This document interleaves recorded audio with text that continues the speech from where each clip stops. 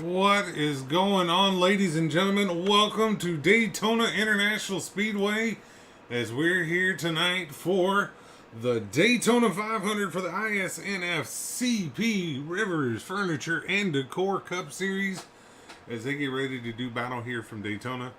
If you didn't get a chance earlier today to catch the duel, it was an awesome race. Had a massive big one at the beginning of the race, kind of separated the field out. And at the end of the day, Combs walked away your winner by over 18 seconds. So it should be exciting to see what happens here today as we're going to have almost a full entire field, almost 40 cars taking the grid here tonight. So it is going to be exciting. Hope everybody's ready. We're live on YouTube. We're live on Facebook. And we're just having some fun. Hope you guys are having some fun as we get going here. But how's everybody doing? Hope you guys are having a wonderful night or afternoon or Sunday, however you want to look at it. But right now, drivers putting in some practice laps out there, getting ready for the race tonight. We'll take a quick look here at your speeds and see where everybody sits as far as speeds right now. Look at your running order drop down. Right now, fastest out there is going to be Brian Chu in that 23.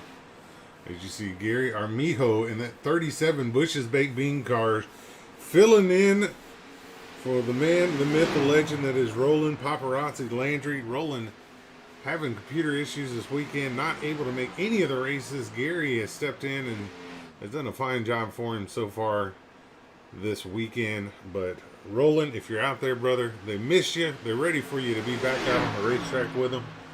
So get the PC fixed, brother, and come join and hang out with everybody. But hopefully you're out there watching. You're going to enjoy a good Daytona 500 here as we get ready to go. All the drivers, like I said, making some laps right now, trying to figure out where they're going to be speed-wise in comparison to everyone else. Also making changes from qualifying to setup. Last thing you want is have that qualifying setup on there, have all that tape, get into the draft. Next thing you know, you blow the motor up real early. Roland says, I'm out here watching. Heck yeah. Cody Dempster, what's happening, brother? Good afternoon. But hope everybody is ready for a fun race. We're going to try and talk to some drivers here before we go grid up for the actual race. And see how everybody prepares for a 500-mile race. Because I'm going to tell you, I've ran a Daytona 500 before. And about lap 120, 130, the old bladder started kicking in. Kind of curious how the drivers are going to combat that today. Cody Dempster says, get me in here. You waited too late, Cody. Let's go over to Discord here and let's grab a driver here. See if we can find Mr. Coombs, who won the pole tonight while winning the qualifying race. There he is. Let's see if we can get a word with him. Jonathan Coombs, Robbie in the booth. You got a copy, brother? What's going on, man? Not much, dude. First of all, am I pronouncing your name right? Because I'm pretty sure I'm butchering the living snot out of it. Combs, like 1-0, basically. Okay. I wasn't sure. I said Combs a couple times, and I said Coombs. I just wasn't sure if Combs. You're all good. Nobody gets it. I feel better now. But I got a question for you, man. You go out and you win the duel by over 18 seconds. Is that how good of a car you have for tonight, or is that just the result of everybody getting caught up in that big wreck and the field getting spread out? I think the big wreck helped a little bit, and then I know the 22 car, me and him were together. I don't know if he messed up on a pit stop or what, but I came out a few seconds ahead of him, and then it just seemed like I just kind of drove away. The car's good. Me and William been working on our setups probably a couple weeks now, and the car's just, even by itself, I was able to kind of catch up to 1 or 2 car packs. So we really got the ride height styled in on like I just kind of and hoping to keep her out front today here, see what we can do.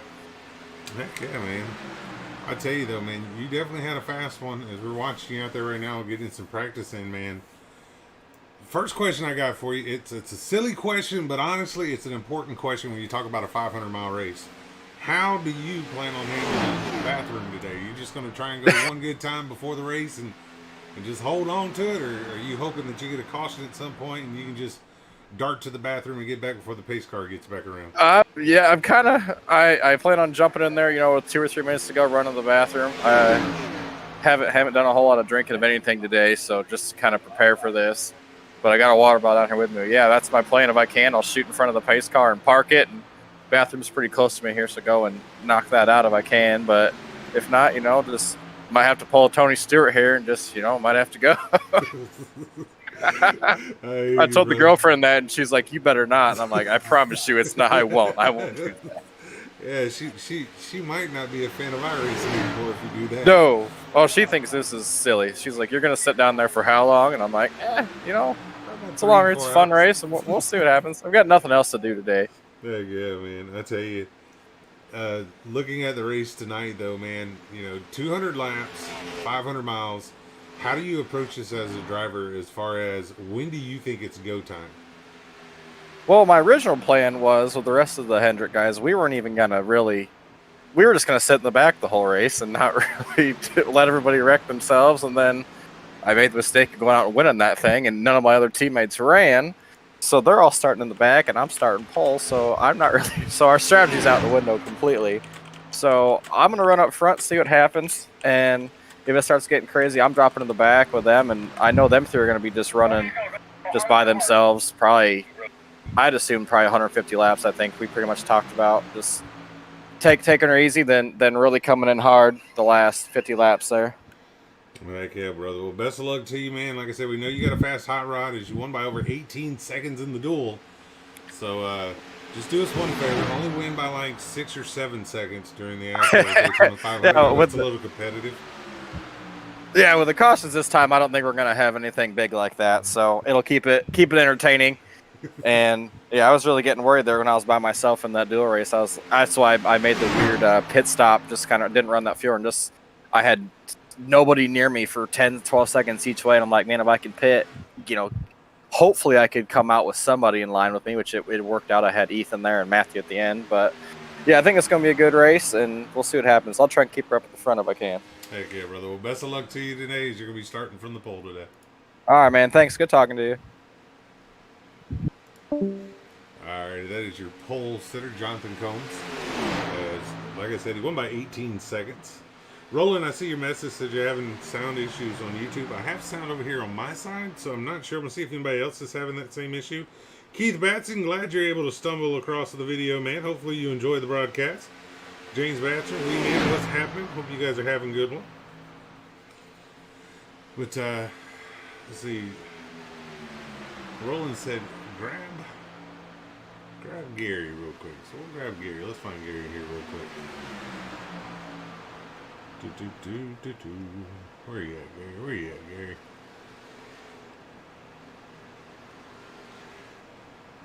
There's Gary. Gary Armijo, Robbie in the booth. You got a copy? Hello. How we doing, man? Man, we're doing wonderful. I tell you, man, you got the man Roland Landry out there in chat cheering for you. Wanted to hear from you. Wanted to know what you were going to do to put that car in victory lane for him today. Well, I'm bringing a lot of patience with me. Going to need a lot of patience, and just try to stay safe and keep it with the pack until the end. Heck yeah, brother. I tell you, you got 2 fast repairs in this race, usually only 1. So how do you approach this when it comes to the fast repairs? You try and use 1 in the first 100 laps, save 1 for the second 100 laps, or you're going to try and hopefully end this thing with not having to use any of them? I like the latter a lot better. Of course, this is a lot of strategy in this race, and I've got some teammates that I get to share it with. So we're just going to have to wait and see, but hopefully I won't have to use any of them. Heck yeah, brother. Well, best of luck to you tonight, Gary. 500 miles, 200 laps, long race. Pace yourself, and at the end of this thing, man, just try and park it in victory lane. Thank you so much. Thank you so much, and I appreciate the coverage, too. You guys do such a great job. You do a great job, and I can't wait to tell all my friends about you. Thank you, sir. We appreciate it. Tell them to like and follow the Facebook page if they get a chance. Well, indeed. Thank you so much. All right, buddy. Best of luck to you tonight, Gary. All right, that is Gary Amijo filling in for Roland Paparazzi Landry. Is Roland going through what a lot of us have gone through, just some issues with the technical side of iRacing, and it's always a pain in the you-know-what when that happens. See Valerie out there on the YouTube side. Valerie, how are you doing today? Miss Barbara, how are you doing? She's rooting on Sean again. That's 77. I'm telling you, if Sean can catch a break, he's going to start third tonight in this Daytona 500. If he can catch a break, he's going to be tough. He is an aggressive pusher, and he will definitely be a guy that you're going to have to contend with as this race goes on. Got about 11 minutes left in our countdown to green here, brought to you by Gearhead Coffee. If you haven't gone to their website yet, do me a favor, check them out. Put in promo code FULLSEND10, get 10% off your entire order.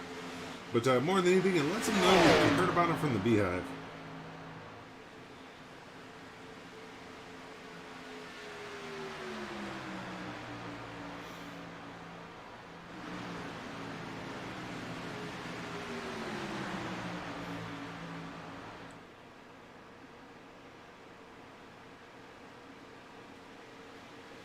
But hopefully everybody is ready for an exciting race. James Batcher, what's going on out there, brother? James says, I have a new beef, so I guess I'll be leaving Aaron Hearn alone now. Uh-oh. Uh-oh. That's not good when you and Aaron leave each other alone. If any of you guys and gals have anybody you'd like for me to talk to, let me know. Like I said, we got 10 minutes to go here in final practice as they get ready to get going in the race tonight. Take a look at your track information here for the Daytona 500 tonight. 2.48 miles the length of the racetrack, 4 turns. Current track temperature 72 degrees, winds out of the northwest at 7 miles an hour. That is your track information brought to you by the wonderful folks over at Shatterbatter. Check them out at shatterbatter.com.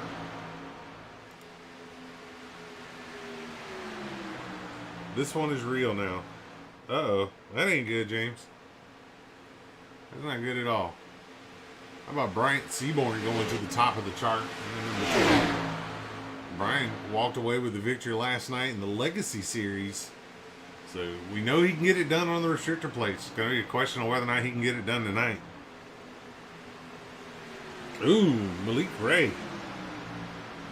Oh. Oh. You have beef with a pro driver. Now that's something that you don't normally hear about. I tell you what, how about we do this? For those of y'all that have never seen the ISNF series and have never seen these drivers, we're going to pull up what we call our driver fun fact bar. It's brought to you by Shatterbatter. We're going to go through the field, look at the drivers, show you their car, and show you their fun facts. So, left front suspension here, so you can get a side profile of the cars.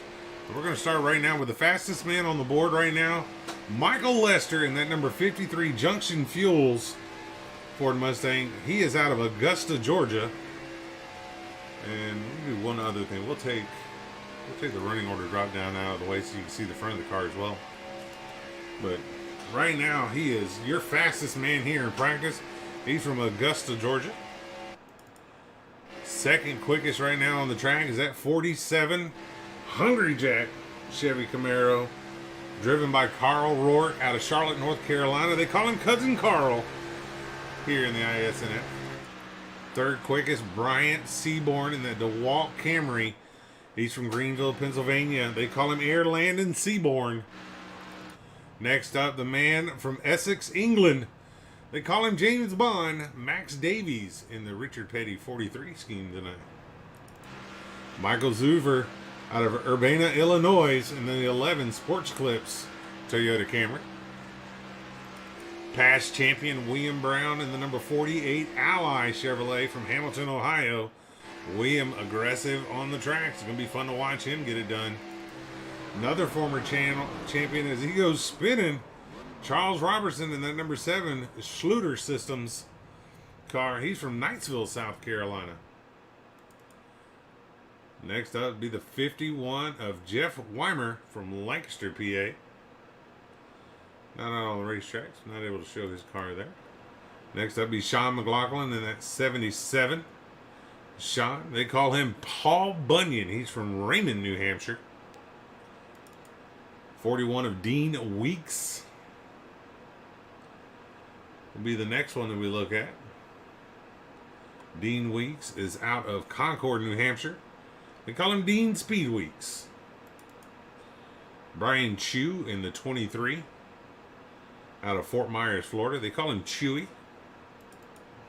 The man that won your duel today, Jonathan Combs from San Francisco, California. They call him Johnny Ray's car.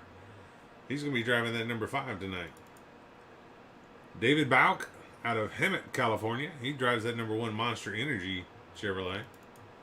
Albert Hewins. Why is it? There we go. Let's see if we can get one to pull up here real quick. There's several not wanting to pull up. So Albert Hewins in the number 10. He is out in that Smithfield Ford. He's from Leeds, Maine. Nick Cannon in the number 2 Alliance Truck Parts Ford Mustang from Cartersville, Georgia. Gary Amijo in that number 37 Bush's Baked Beans car. Filling in for Roland Paparazzi Landry. Gary from Austin, Texas. Eugene Thorne out of Kensington, Nova Scotia. He's going to be in that number 38. The 34, that'd be your Love's Truck Stop Ford Mustang. That's driven by Johnny Castle out of Waynesboro, PA. Roby Bice in the number 6 Roush Performance Mustang. He hails from Montgomery, Alabama. They call him "Man a Bag of Chips." Daniel Wilkerson in the number 3 Tracker Bass Boats Bass Pro Shop Chevrolet from Saraland, Alabama. Eddie Rivers in the number 4 Mobile 1 Kevin Harvick ride the Mustang from Milton, Florida. David Salter in the number 18 Interstate Batteries Toyota. He's from Pasadena, Maryland. Matthew Fitz in the number 21 Menards Mustang out of South Bend, Indiana. Charles Ryan Garrick in the number 14 Mobile 1 Rush's Truck Center car. Do I have any fun facts on him? Dave Corchesney, we call him just Dave. He's from Quebec City, Canada. How about Chuck Cobb in the number 24 Exalta Chevrolet? He's from East Point, Michigan. Then you got Rhea Ferris in the number 12 Advanced Auto Parts Mustang. She's from Auburn, Maine. They call her the Snowflake. That is all the drivers that are currently out there on the racetrack putting in laps. Just some driver fun facts for all the drivers. We're down to the final 3 minutes, 42 seconds. Dover Dave is what they call. Okay, Dover Dave. I have to remember that.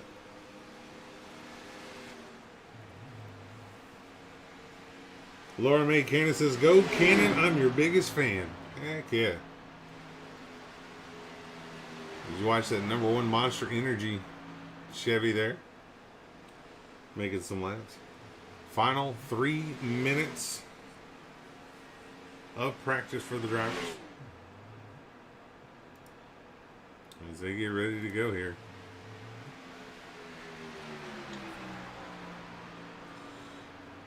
Uncle Kenny, what's happening? Uncle Kenny says, "I want to race." I hear you, brother.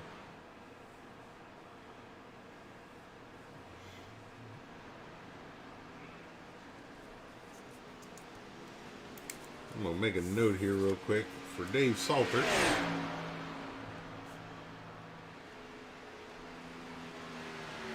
On hashtag Dover Dave. Add that to his fun fact bar. So thank you for that, Miss Valerie.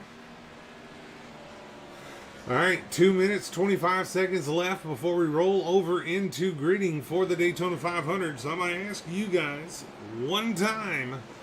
I'll probably ask you a bunch of times, to be perfectly honest with you. But I'm going to ask you one time right now. Who is your pick to win this race today? Who do you think will be able to conquer the 500 miles, 200 laps here at Daytona, pack racing, restrictor plate racing, and come out the winner.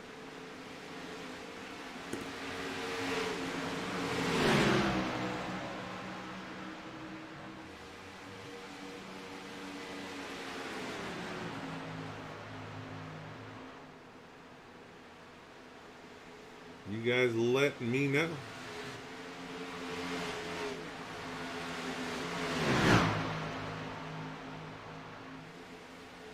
James Batcher says pace car, and Uncle Kenny says anybody but the pace car. If you guys haven't been around before for a Beehive Media broadcast here in a minute, you're going to see one of the best parts, in my opinion, here at the Beehive. We like to interact with everyone in the chat as much as we possibly can throughout a race. And one of the traditions we have here at the channel is Uncle Kenny rolls the dice to give us our over-under for each one of our races. And I believe I may be joined by the whole reason that this channel even exists. Without this person, this stuff just isn't possible. Is it the one, the only, the Queen Bee? No. No? No, it's not the Queen Bee.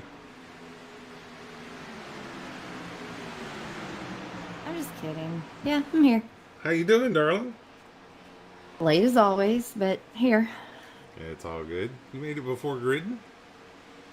Yeah, that's a perk. You know what the best part about it is? What? You get to say two things that you always enjoy saying. What did you mess up now? I didn't mess anything up. Yes? Result of restrictor plate racing. Giant ass spoilers. Giant ass spoilers. Oh, yeah, it's Daytona. So it should be a fun race. 500 miles, 200 laps.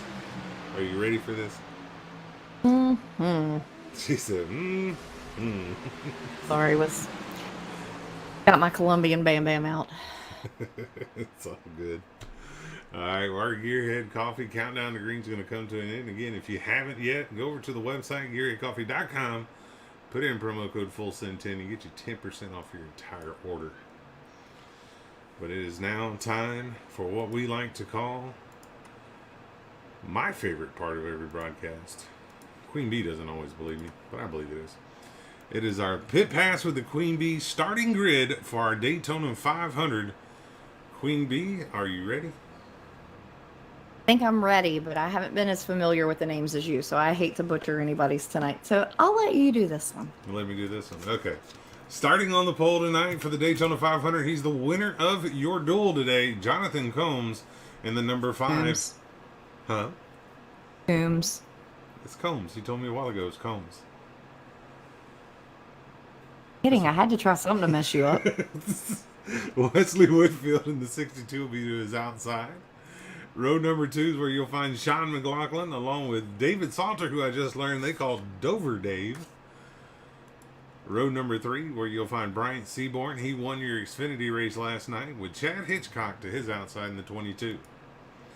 Row number 4 where you'll find Dean Weeks along with Albert Hewins in the number 10.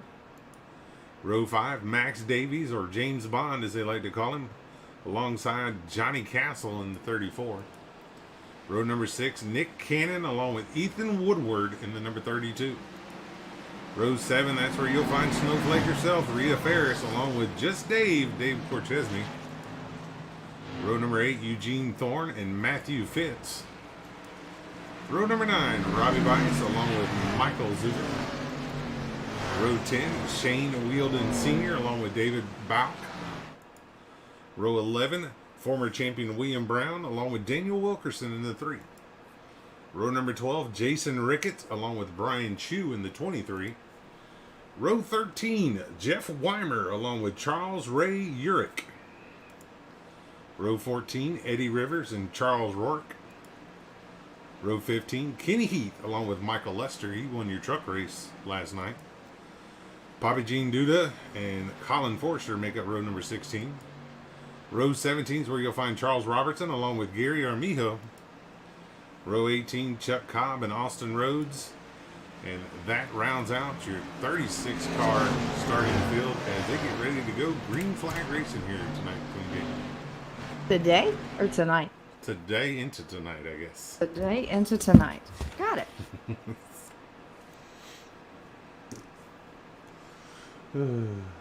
Everybody says hello, Katie, by the way. Hi. 4 on the Been a long cautions couple from Uncle days. Kenny. Way over. Way over? Okay. Way over. Alright. Be realistic. Looks like we're going to do 2 pace laps. That's the first for me. I think that's so we had plenty enough time to get through the driver rundown. Yes. Because apparently I talk kind of fast when I do it. I do too. Don't feel bad. James Batcher wants to know if we've reset the epic fail counter for me for 2021.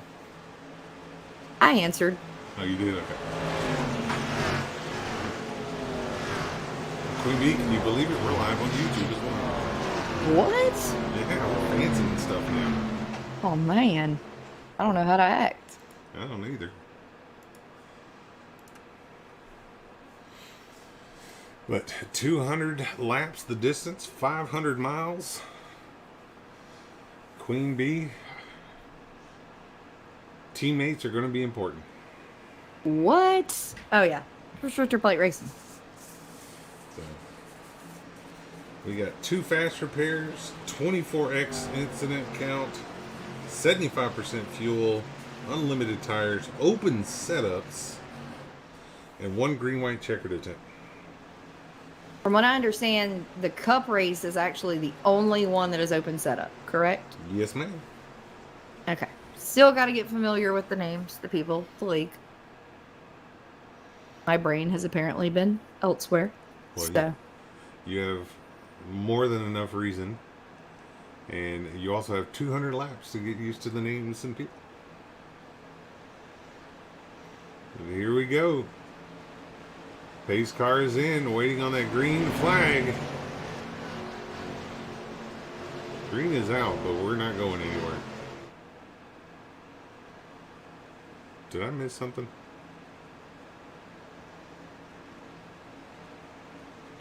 Oh, looks like some drivers may have failed to grid. Being an admin caution. I seen somebody coming off of pit road. I think somebody failed to grid. What it looks like. And they're being nice.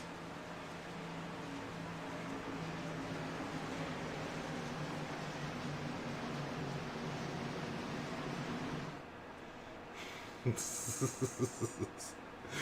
two arguing over whether or not I'll ever be able to reset the epic fail counter. Well, he said if it's like a tachometer, it should automatically reset itself. He doesn't know that I hand add every single one. It's like the legit counter. Yes. Not fun. I mean, it's fun for me. It's not fun for you. Well, you've gotten to add a couple here recently. A what? You've gotten to add a couple here recently. I did. I've been adding. Don't worry. Okay. Not sure who said go Charles, but somebody on the YouTube side with the name Restricted said go Charles. So Charles, you have a Restricted fan, but they want you to know to go.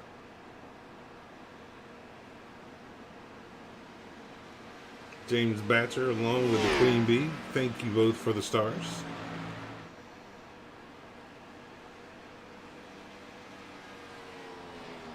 Do appreciate it. Anytime.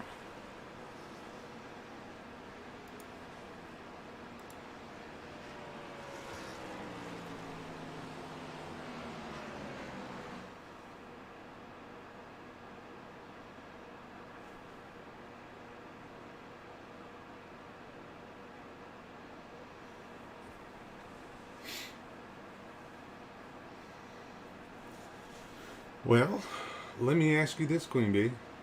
What's that? 200 laps at Daytona. I'm sure at some point you've watched someone or been a part of a long race like this. I've called a Coke 600 race. Yes. Okay. How difficult is it for a driver to understand the distance of this race versus what they normally race? and we're getting them to remain calm. This is iRacing. There is no such thing as the word calm. If they're a seasoned driver, which clearly to be in the Cup Series here, you have to be a seasoned driver. You have to work your way up into it. But patience is key. You have to have a car to finish. Clearly, very good admin to have, given a fast repair here. And if I'm not mistaken, is it Decor or the Coke 600. Okay, so those two races, they'll have a fast repair. So be gracious to your admin for sure, because definitely didn't have to do that. But, when you go to Daytona or you go to Talladega, you always want to think about the giant ass spoilers, the high downforce, the, having to rely on your teammates, because here you cannot get it done alone. You're going to have to push or be pushed, and then you're going to be put in the opportunity to be around different drivers that you may not have raced with before. You have to see who you're comfortable running with. But it's going to take more than one car to make it happen. You will hear boring stretches throughout this race. That's not the drivers. That's not us as broadcasters. This is just a long ass race, period. The end. It's definitely a long race, and like you said, you got to be able to take care of your car and be there at the end. Like you said, they're graciously giving an extra fast repair tonight, so they have 2 fast repairs. But you don't want to be that guy that in the first 40 laps of the race has used both of your fast repairs up. So you kind of want to make sure you hold on to what you have, and you're going to have those stretches where you're pretty much just going to run single file around this racetrack, and it's a matter of just logging laps, because the faster you log the laps, the faster you can get down to the real racing time. Yeah, and we've called a lot of short track races. We've called a lot of, I'm gonna say, super lates and things like that, where those laps are gonna tick off pretty quick, and it's not that big of a deal. Here, usually when one person wrecks, it takes a good chunk of the field. I mean, there is no self spin. I mean, yeah, your tires might give you some trouble, but here you want to watch that pushing and being pushed. You don't want to bog your motor down too much. These cars do overheat. You will blow your motor, and guess what? That's a giant middle finger to you, because there's nothing you can do about it. Yeah, no, I agree with you. We've seen it in the duel earlier today where a driver blew the motor, so it is something these drivers have to be aware of. Got to watch the water and the oil temp in the pack as you draft. How aggressive do you want to be? And we've talked about it a lot of times, Queen Bee. Trusting the guy that's going to give you the push. Yes, that's where, I hate to say it, but that's really where you want to depend on your teammates, because I promise you these guys have been logging in a lot of laps, getting in a lot of practice. But they're also going to have people who they're not familiar with, or, who might not be as good of a pusher. One wrong bump the wrong way, and you're sent across the track and you're collecting most of the field. Yeah. You don't want to be the guy who, you hear a lot of people talking about in official races. Why are we racing this hard on lap 3 or lap 4? Mm-hmm. 161 laps is a long damn time. Yeah, I'm not sure why the ticker's only showing 161. It's actually 200 laps, so... Shut up, I was trying to make myself feel better. I'm sorry. I just happened to notice that right before you said Shut that. I was up. like, what the... Steven Smith over on the YouTube side says, go Charles. But yeah, you've got to be able to trust the people pushing you, and teammates are going to be a big factor. Green flag pit stops is another crucial time when it comes to making sure your teammates are there. But as we get ready to go back green flag racing here, looks like we're going to go single file on this start. So green flag in the air. Here we go. The Daytona 500 is officially underway, Queen Bee. Boogity, boogity, boogity. Please don't. I'm sorry, I'm not a DW. The coffee hasn't hit yet. This comes, takes the lead down in turns 1 and 2. He's got Salter right there behind him. Salter, one of those guys, Queen Bee, watched him yesterday in the Xfinity cars. If he gets up front and is able to kind of lead the pack, he's a hard guy to get back around. So I'll ask you this, since I wasn't graced with the presence for last night's races and things like that, you got to see a lot of the drivers and their skills. Who you think we need to watch out for this season? This season, I don't know if you can judge the season off of Daytona, but there are several. Of course you can. But there are several drivers that right now I have a feeling just by watching how aggressive they are here, kind of lets me know that they're not worried about points when it comes to Daytona and Talladega. McLaughlin, one of those guys that is just super aggressive here. He wants to be up front. He will shove you out front. If he's behind you, he's going to give you a shot, and you're going to the front whether you want to or not. Another one to watch out for is a past champion in this league, and it's kind of funny. I thought it was, or at least to me, I thought it was kind of funny. He drives the number 48 Ally car, William Brown. That's who I'm watching. William I was Brown. like, damn, GMJ's in here. Yeah. He's a past champion here in this series. And we watched him last night. He is an aggressive driver. He makes some really aggressive moves and tries to slice his way up through the field. I think he's going to be... So we referred to, excuse me, in the 48. So is he a Caleb Eisenhower or is he a Jamison Miller aggressive? He is a 2019 Caleb Eisenhower. Oh. At least that's how I see it. As a 2019 Caleb Eisenhower. Not a 2020 version we saw. The new and updated model? Not the new and updated model. And as that was... this is fixing to get nerve-wracking. As we talk about it, he's already getting aggressive. Thought about taking a 3 wide there through the middle for the lead on lap number 8 of 200. But definitely somebody you're going to have to watch out for, in my opinion. All right, so did you have a race pick win? 3 drivers stood out to me in the duels as being drivers to watch out for. McLaughlin, Combs, and the 22 of... Chad Hitchcock? Yep, Hitchcock. Those 3 drivers seemed really fast in the duel earlier today. I'll tell you what, we kind of joked about having your patience level down for this long of a race. Imagine these guys who have been racing since 10:30 this morning. Oh, yeah. Oh, yeah. Well, and on top of that, you have guys in here that ran both races last night as well. Oof. They So, need help. You know, you have guys that are like Mr. Brown there. He's been in everything so far. I think he plans on running the ARCA race after this. Oh my gracious me. Yeah. You see Matthew Fitz there in the number 21 as he tries to make his way to the front. I'm kind of surprised though that we have this many cars in the front pack. I figured we'd kind of separate out. Ooh. He's on the apron of the racetrack, Ned. Don't go down there. Oh, that upset that car big a time. Chastity over in the YouTube side says, "Go Uric." I gotta get used to the different screens and chats. Well, I don't even have the YouTube side up, so hold on. Right on. Well, we got 15 people out there currently watching on the YouTube side.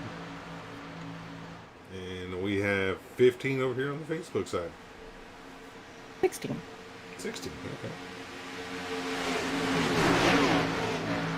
So we appreciate everybody for tuning in, but right now working lap 11 of 200 here tonight. As the field basically looks like parade laps right now, Queen Bee, 2x2x2 all the way back probably to 20th.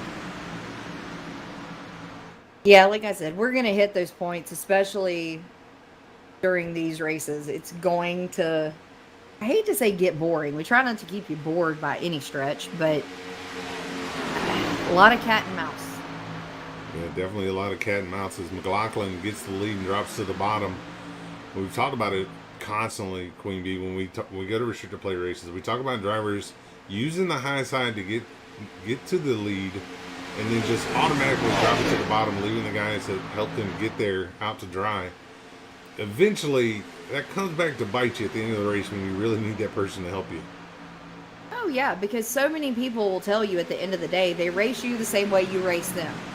So if you race them clean, you give them the help they need to get up front, to get the runs that they have to have. Stay at the end. That's who's running behind you.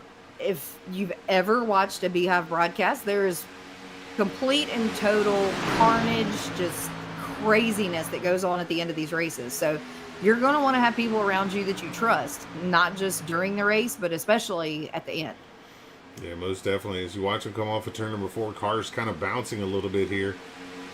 Not real settled for some of these drivers. But we had an exciting finish to the end of the Truck Series race. We had a 4-wide finish.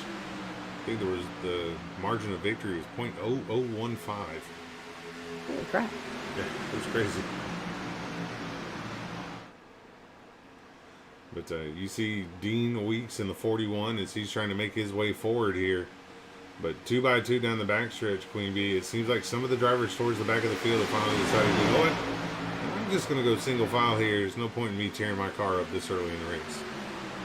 Well, what I'm surprised at is how many people didn't back out and fall all the way to the back like you see at Talladega. You know, do you want to be up front? And, you know, you're going to have wrecks. There is no, I hate to say that. There's probably been some flag to flag, but Daytona, Talladega are probably the two hardest that you want to deal with. Yeah, it's very, very rare that you go caution-free at a restricted lake track. James Batcher says, I've never created carnage in a race you've broadcasted.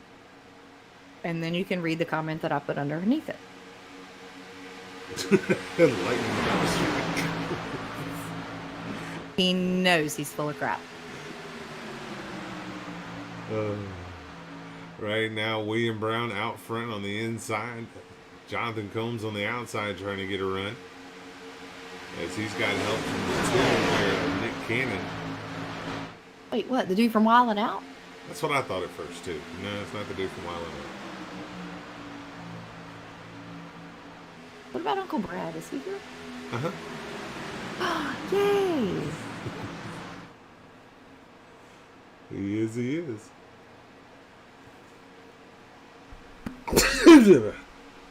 That didn't mute. I thought it would mute. Oh, that's cute. Old dirty for Patty.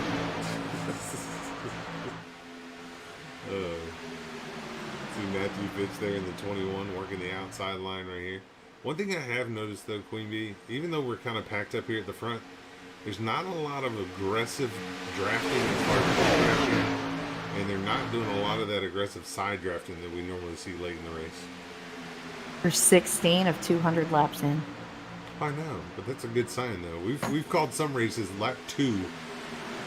They're leaning on We're each other. 5 wide. Yeah. Not saying any names, James Batcher. But Oof. Batzer, that's whenever you reply with YOLO.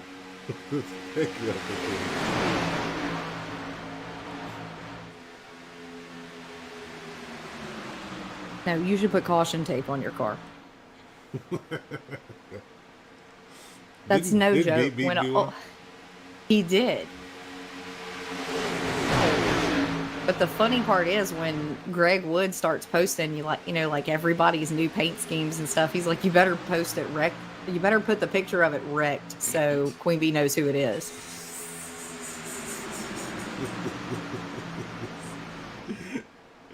As they continue to go down the back straightaway here, you see William Brown on the inside, Josh Combs on the outside, McLaughlin there on the inside, giving Brown the shove.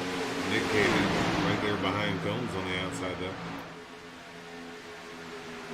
But right now, clean and calm. For now. For now. So 75% fuel tonight, Queen Bee. Probably they're looking at pit stops around lap 25 to 30, I would assume. Mm-hmm. So at a place like this, how important are tires? As Dover Dave got loose in the corner. That may have answered my question. That may have answered my question about how important tires are. They're going to be. It's how well you can serve them. Do we have a limit on tires here? No tire limit. Oh. You can get 4 every time you come down. Well, that'd probably be a smart thing. Oh, flickerage. Oh no. Jonathan, move closer to the cash register, brother. Too much hair gel. William Brown continues to lead down on the bottom. You see the notation of a C beside his name. That means champion. William Brown, a former champion here in the ISNF series. Did he have 5? I believe he just has 1. This is only season 2.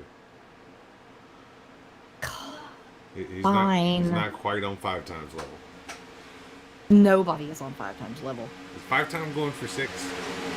I sure the hell hope so. Their off season is throwing me off so bad. Yeah.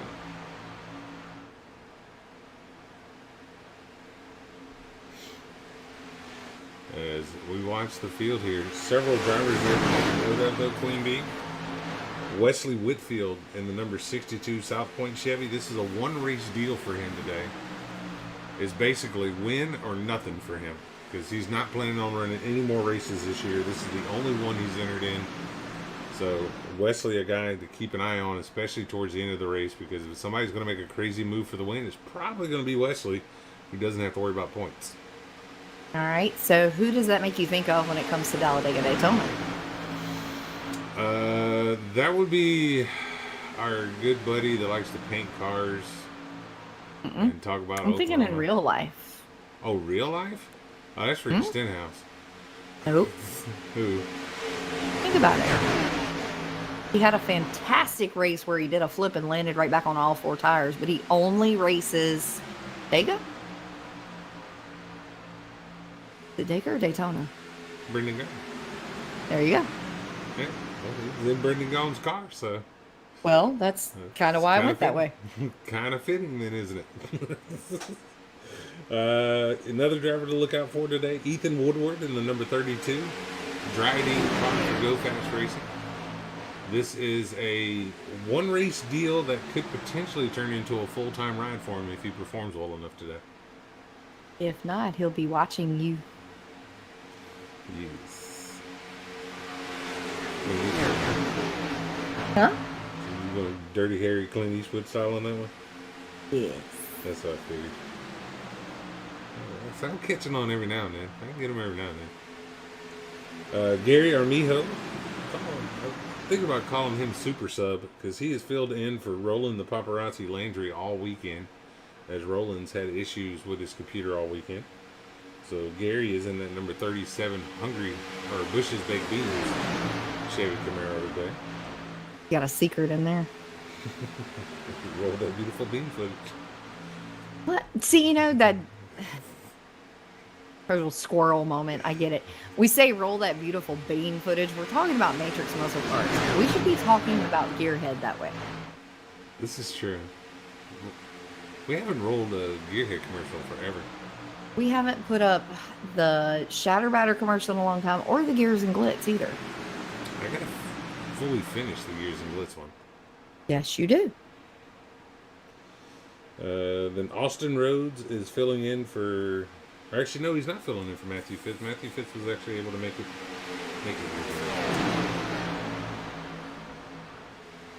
So yes, those are the drivers that are either filling in or a one-time shot here tonight.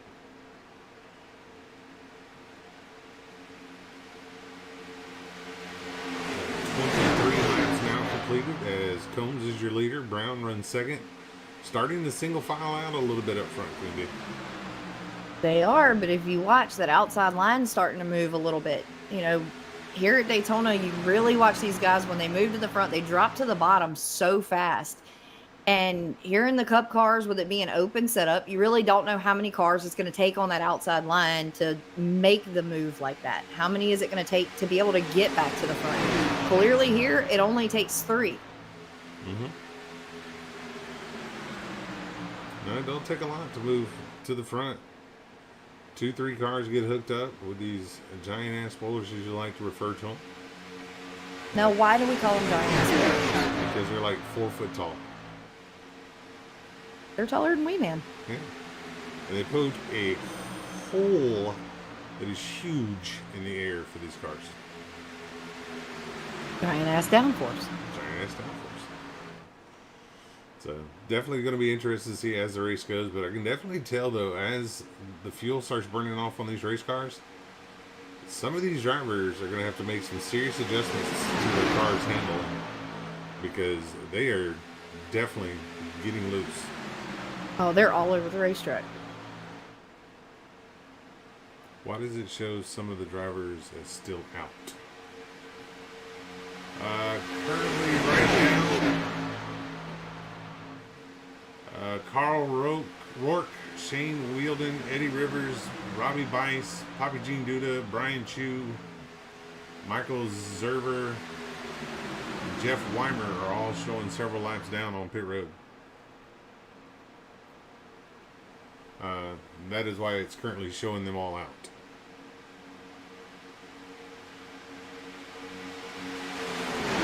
I think ATVO's playing games with us. What is it? I think so. That's what it's showing on my side on ATVO. I'm not sure why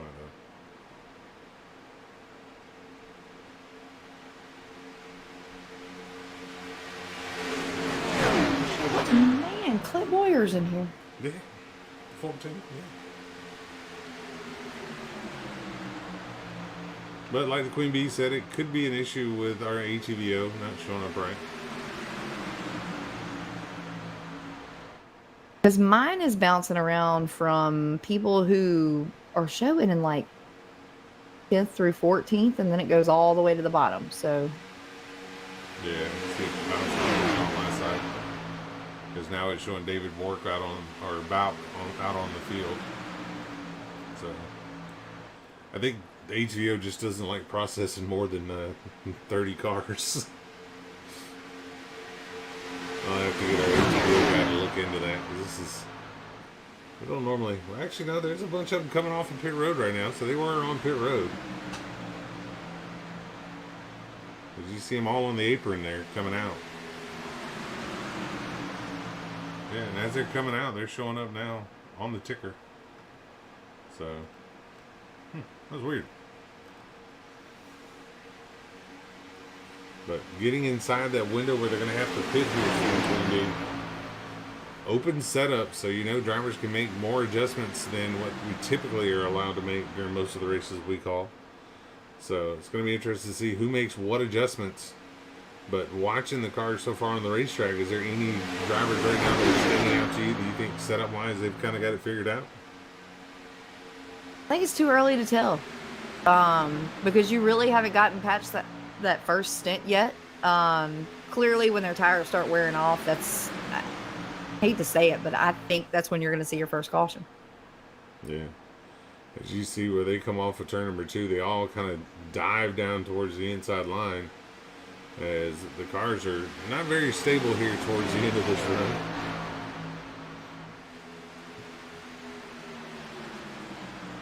See Charles Robertson there in the 7.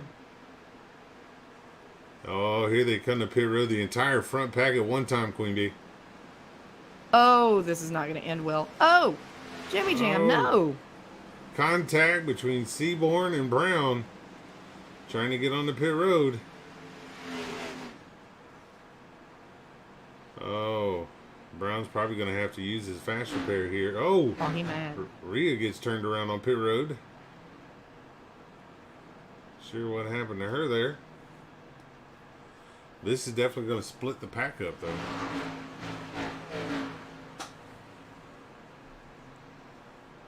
I was waiting on you to say something about a female driver, but I'm glad you thought otherwise.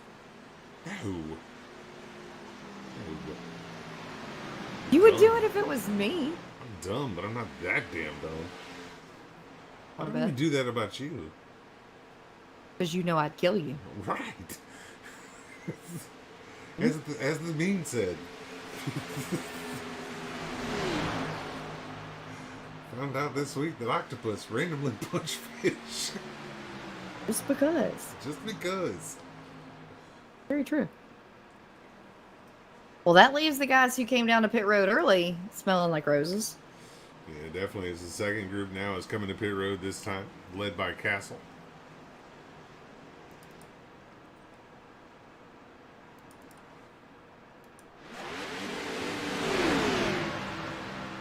As we wait for them to filter around, and we'll figure out who ends up where after this pit cycles through. But Johnny Castle coming to pit road by himself, Queen Bee. Not a good thing at a place like Daytona and Talladega. Nope, definitely not. We kind of talked about it earlier. You know, you're going to want to pit at least with your teammates, or if not, the people who are running around you, because it's going to take a lot to get back up to speed.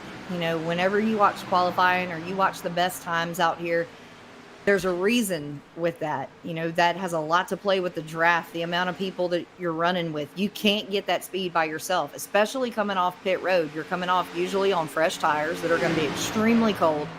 You are merging into an interstate where these guys are running on the upward of 318 miles an hour. Yeah, it's crazy. As it looks like Fitz is going to come out the leader here after cycles.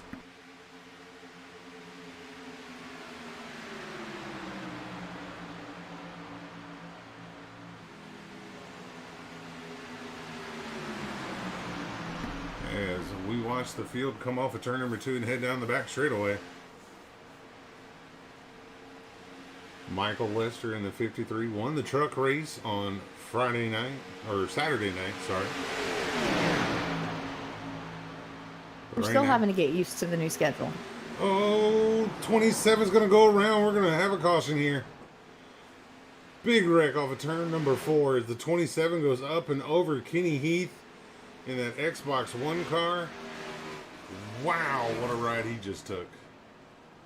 Is it a whale of a ride? A whale of a ride.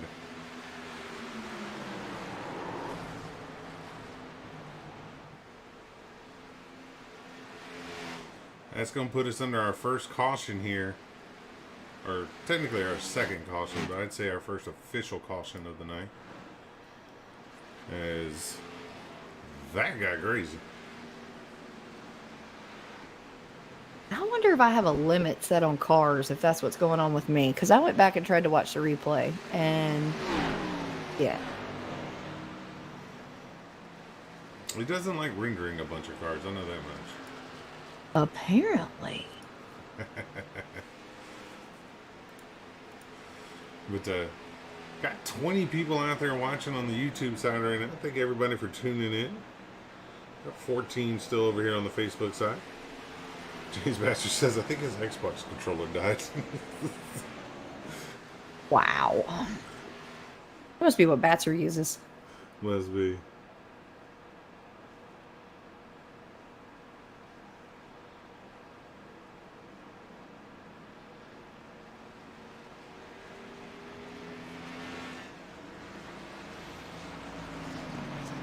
Uncle Kenny sharing out the YouTube link for us. Thank you, Uncle Kenny. What would we do without him? We'd be lost without Uncle Kenny. Uncle Kenny is like the greatest cheerleader you could ever have. We call him Uncle Kenny. Originally, we called him Uncle Kenny just because he was Zach's uncle. But I think at this point, he's pretty much become our uncle. Oh, yeah.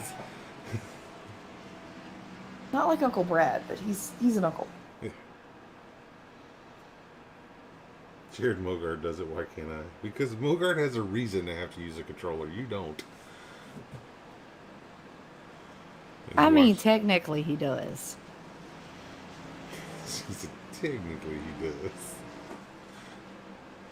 See Michael Lester there in the 53 coming to pit road.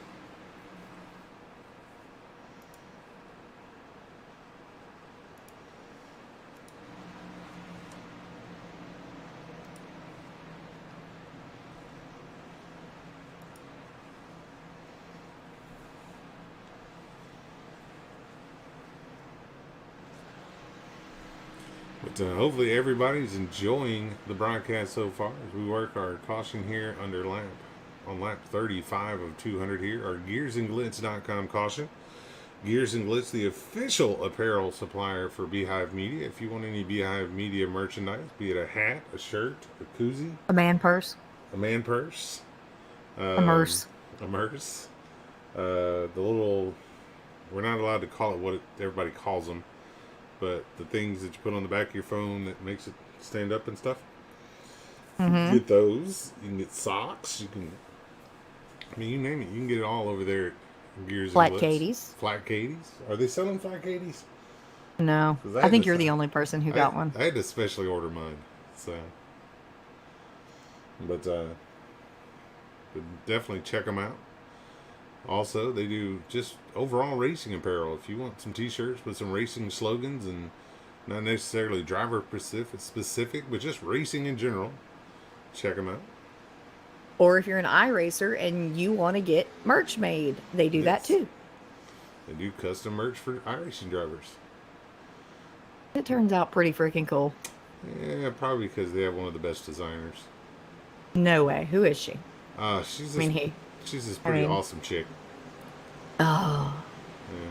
She does really great graphical work. She doesn't believe it half the time, but she does. She puts out some awesome one-off designs for a lot of the drivers in the merchandise. he tries. The driver that pitted by himself was the 34 of... You gotta forgive me, I'm trying to learn everybody's names here, so... Johnny Castle. He's still on the lead lap. He actually kind of got saved by that caution, to be honest with you. But lights are out atop the pace car as we get ready to go back racing here. We'll have 36 laps completed when we get the green flag here.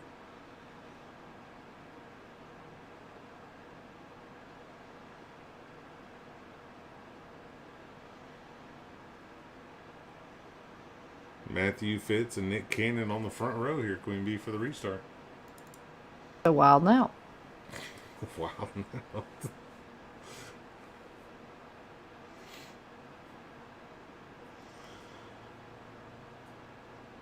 I haven't had the conversation yet with Miss Rio about the pace vehicles, but I do know during the truck series they use the truck.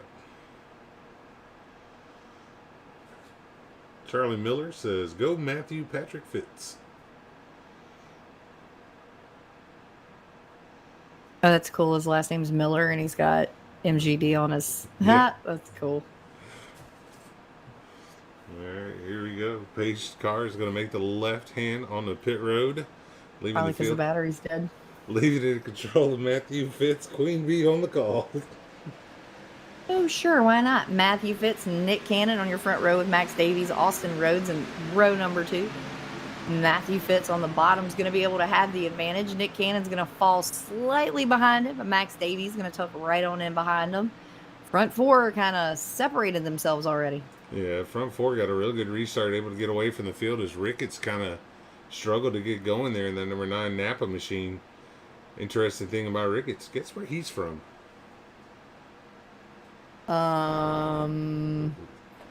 Look at the car and then take a wild guess. Dawsonville, Georgia. He's from Dawsonville, Georgia. His nickname's J-Rod. Yep, but he is from Dawsonville, Georgia. Well, I thought that was pretty cool that he was able to get the Chase Elliott scheme, being from Dawsonville. What's cool is that the biggest graphics person when it comes to dirt cars, any cars down here, his name is J-Rod. Is it? It is. Heck yeah. Field single file right now up front, Queen Bee. We may have hit that point where the drivers are, you've had that one big wreck, and now everybody's like, you know what? Let's just ride for a while. Let's just calm our britches. As I say that though, Matthew Davies is James Bond, as they call him. He's going to go to the outside in that 43, try and put that Richard Petty Motorsports replica out front. Unfortunately for him, though, Nick Cannon kind of leaves him out to dry and stays on the inside, leaving Davies out there by himself, Queen Bee. Yep, fastest way around this track is definitely on the bottom. But like I said, it's just a matter of how many cars it's going to take on that outside line to make movement. Some places, we've seen in some Xfinity races at Daytona, Talladega, it can only take 2 to 3 drivers, where some places it might take 5. Mm-hmm. Clearly here, you can get it done with 3, but you're definitely going to want that support on that outside line if you're going to want to get there. And then how long do you hold these guys off before you duck down to the bottom? Because that train is just going to keep coming and plowing. Okay, from? That or the gravedigger that just rolled into my kitchen mysteriously. Davies going to try and get back to the bottom, not able to, as the 77 of McLaughlin's going to fill that hole on him. So Davies still on the outside, got Ricketts right there behind him. as they cross. Oh, McLaughlin gets shoved out of line. He able to save it though, but can he get back up on the track? Not going to be able to down in turns 1 and 2. He's still on the bottom, Queen B. Can Sean McLaughlin? He's finally able to get back up on the track. But that got sketchy for a moment.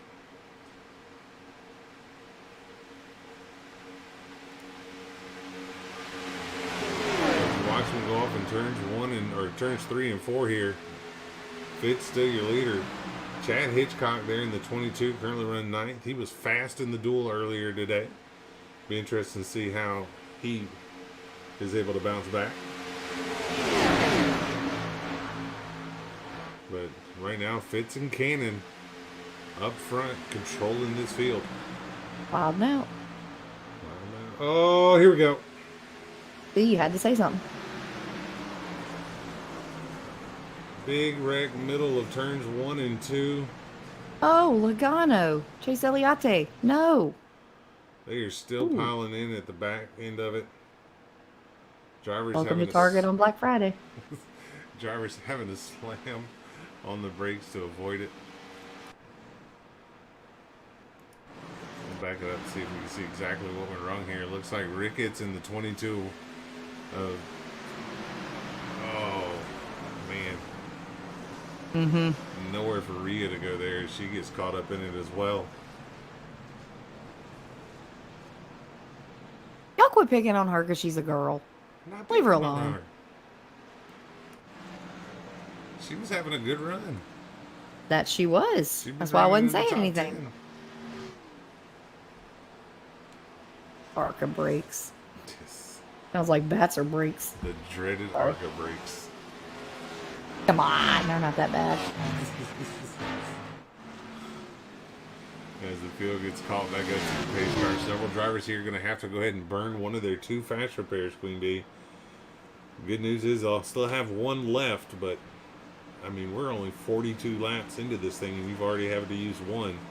Not really what you want to do. Yep.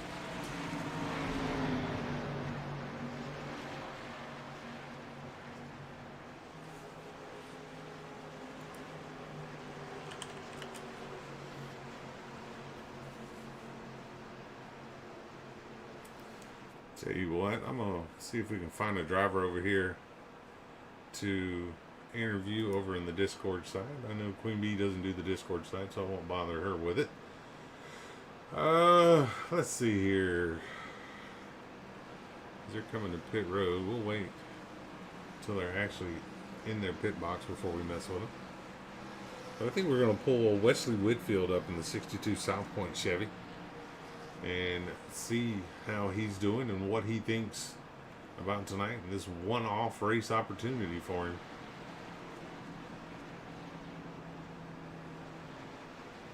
I don't even have a brake button set up on my Xbox controller. I hear you, brother. Alright.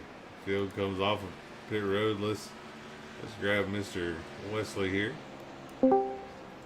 Wesley Whitfield, this is Robbie in the booth. You got a copy? Yes, sir. How you doing? Man, I'm doing lovely. How are you doing today?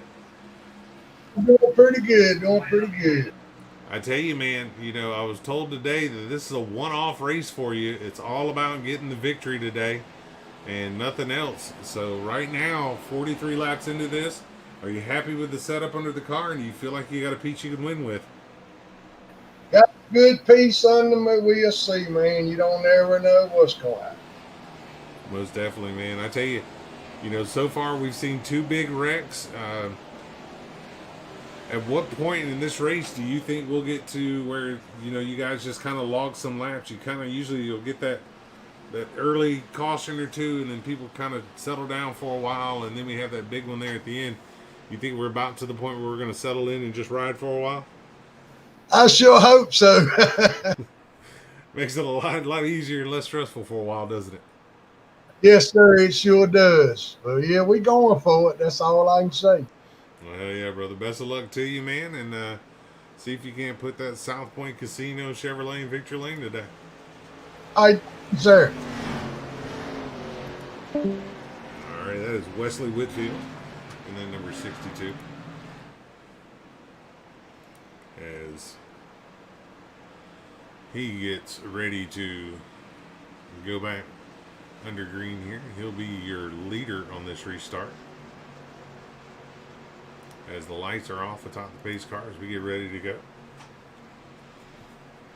Still got 19 of you over on the YouTube side, 20 of you over here on the Facebook side. Appreciate each and every one of y'all for tuning in tonight. If it's your first time watching a race here with Beehive Media, let us know what you think of the broadcast. And if you like it, drop a like and a follow over on the Facebook side. And don't forget to hit the subscribe button and the bell over on YouTube so you'll know when we go live on YouTube.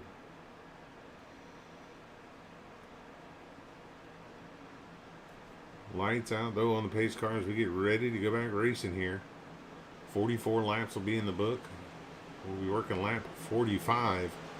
6 laps away from lap 50, which will be quarter of the distance. Not even to the 1/4 mark yet. James Batcher, thank you for the stars, brother. We appreciate it.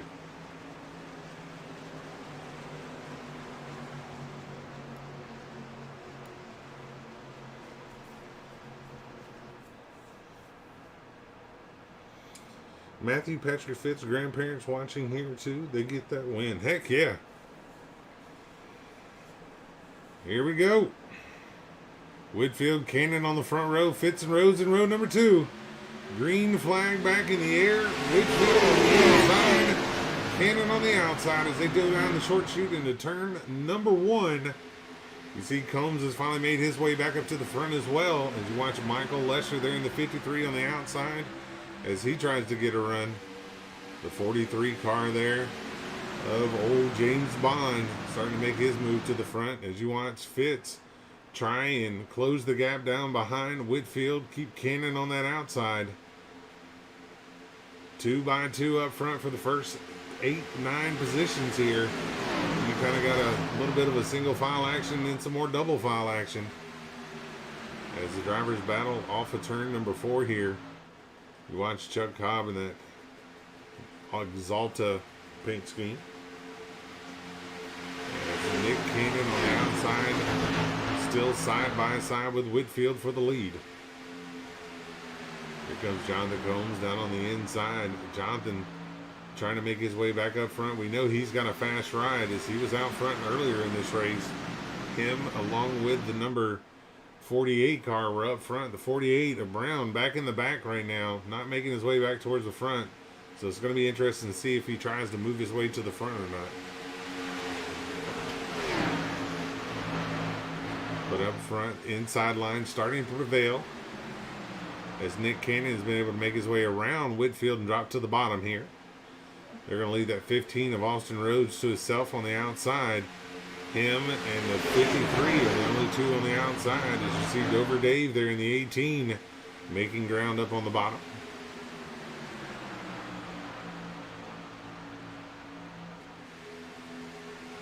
Colin Forster in that number 24 Exalta, the Rainbow Warrior scheme, as he works down the back straightaway here.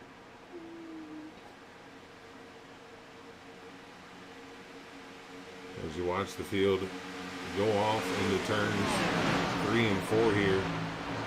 Austin Rhodes along with Lester on the outside making progress, but I'm pretty sure they probably just want to get in line with everybody else. Unfortunately for them, though, the entire bottom line is full. They got no choice but to try and get to the very front of the line. They want to get back down to the bottom. They're going to have some help, though, as Davies is going to go to the outside to try and help them as well.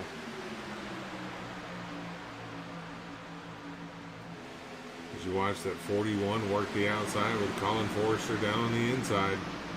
Dover Dave right there in front of them. They're going to catch some lap traffic here. What is the lap traffic going to do when they get down to turns 3 and 4? Oh, stay high, stay high, stay high. He catches the wall just a little bit. This is going to get sketchy in the middle of the corner here. Oh, we're able to make it through, though. So everyone's able to make it around the lap car as they work through turns 3 and 4. It gets sketchy when you catch a lap car in these corners. You would think Daytona wide enough that you can go 3-4 wide, but it's tight. It's a lot tighter than you think it would be as you work around this racetrack. Nick Cannon continues to lead. Austin Rose runs second. Lester third. As that outside line is starting to form up again, you got another row of cars now on that outside. As Austin Rhodes is going to clear Nick Cannon, drop to the bottom, leaving Lester on the outside with Davies. How about Ethan Woodward in that number 32 as he's starting to make his way towards the front? Remember, Ethan racing for his ride for the season right now. He's got to be impressive, but at the same time, he needs a good, solid finish if he's going to be considered for the ride. Right now, though, Ethan doing a solid job in that number 32 as he's got it right there in 10th spot right now as he battles Dover Dave in the 18. Dover Dave, though, is going to take advantage through 1 and 2. He'll get that spot away from Ethan as they come off the corner. But Austin Rhodes out front. Nick Cannon runs in second. Now third as Lester gets a big run on the outside. Can Michael Lester get to the lead off of 3 and 4? As they stay side by side up front, Davies trying to give Lester the push. They're going to lose ground through the corner here as Cannon's going to be able to get back out in front of Lester. But Lester's going to try and get a run going here. Not sure if he's going to be able to make it as they work off the tri-oval down the short chute into turns 1 and 2. Still 2 by 2 by 2 in racing action.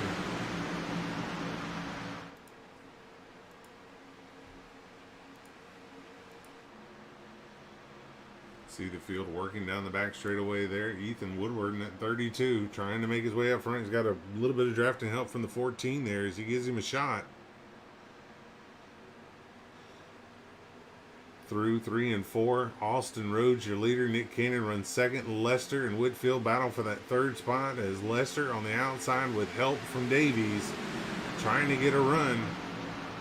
But the bottom line is just more organized at this moment than the outside line. The outside line's not quite organized enough to be able to make a big enough run at potentially taking over the lead here. But you see Dover Dave in that number 18 on the bottom there. He's got Ethan to his outside as they continue to battle for that 11th and 12th spot. It looks like Ethan's going to be able to take 11th with help from the 14 as they get a big run on the outside down into turns 3 and 4. You get to the outside of Just Dave. So Just Dave there in the number 42 on the inside. Ethan on the outside. Ethan getting a big run with a help from a push from that number 14.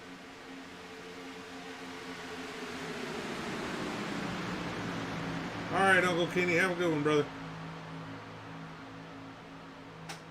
As we've now completed 52 laps, working lap 53 of 200 here.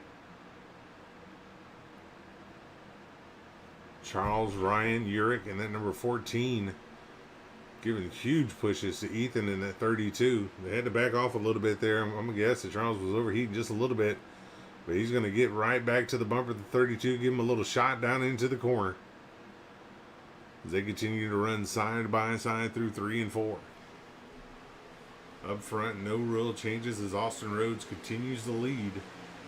Nick Cannon in second.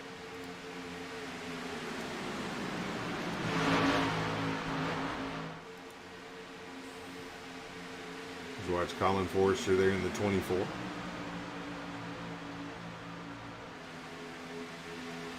So 53 laps into this race so far. Those of you on the YouTube side, those of you on the Facebook side, what do you guys think of the racing action so far? Have you got your favorite? Do you think a certain driver has an advantage over all the others? Let us know.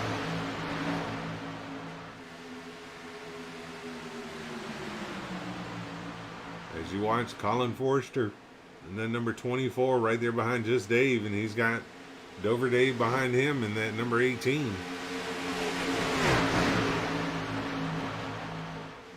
Side by side they go. Charlie says, I'm loving it. Heck yeah. Oh, 32 of Ethan gets a little bit loose in the corner. Has to chase it down the racetrack and then back up the racetrack. Dave a little tired as he forces up the racetrack there. So it's getting crazy. As the fuel burns off of these cars, got to be careful. The tire wear may become an issue. As the field is starting to catch lap traffic as they come off of turn number 4, they're going to catch Eugene And then 38, they're going to be... Whoa, here we go. 43 Davies is going to go around in front of the field.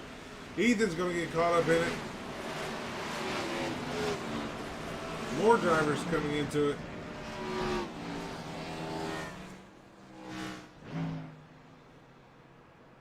That's going to bring out your caution.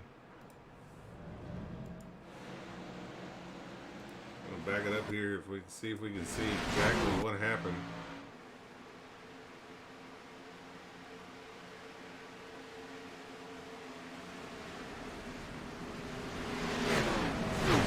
Let's back it up one more time. I tell you what, we're going to go off the roof of the 21 car.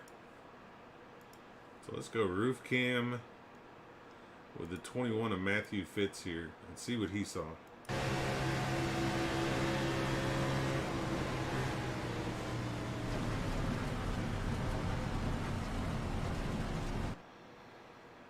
That is what Matthew saw on the rack. Now let's go back a little bit in the field. See what William Brown seen as he was catching up to the field. Wee Man, this is open set.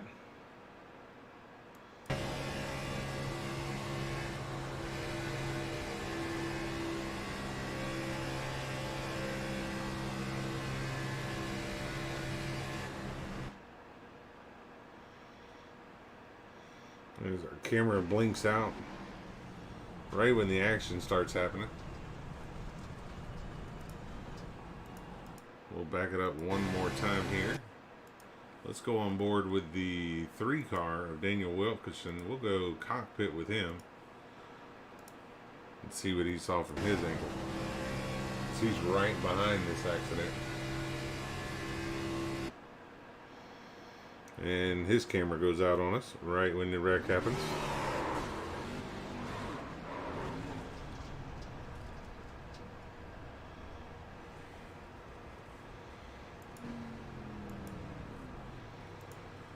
So that's going to put us under another caution here.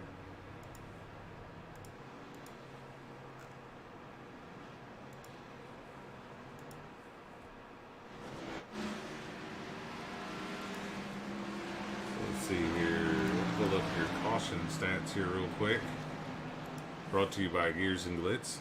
It'll be our 4th caution, technically our 3rd. First one really aren't going to count for 11 laps. We've had 14 lead changes though so far. So it's been an exciting race up to this point.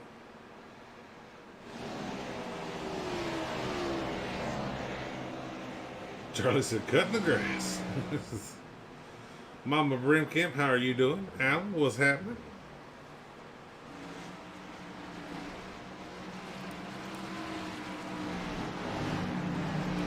I thought I hit stop on that, but apparently I did not. Now we hit stop on it.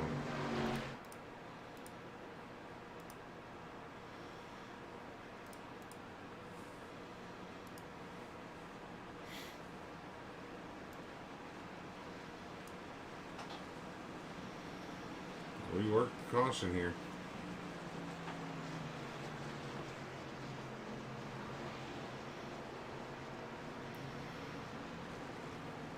Tell you what, let's see.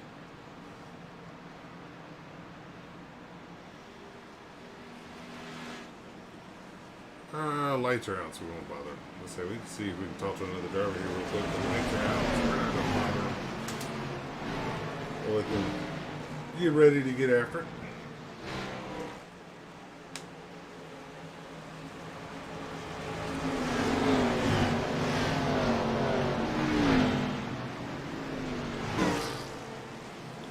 We'll get the green flag here at the completion of lap 58, start of lap 59. The field doubles up behind them.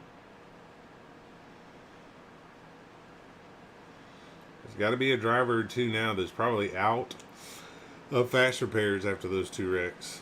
So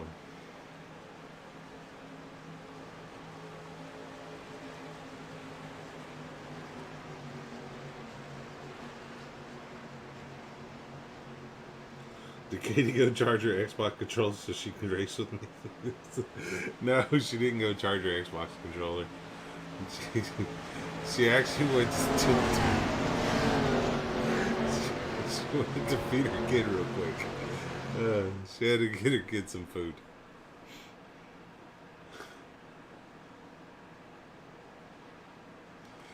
Oh, man, that's funny.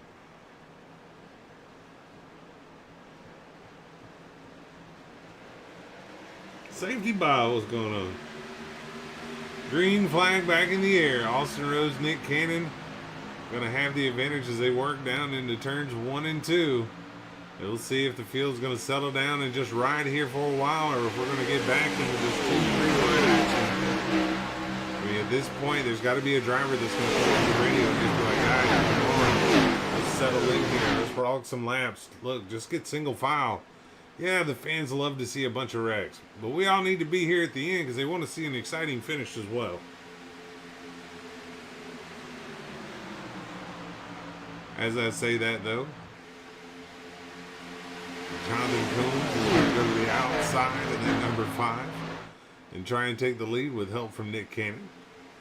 Also, Fitz up there with him as well.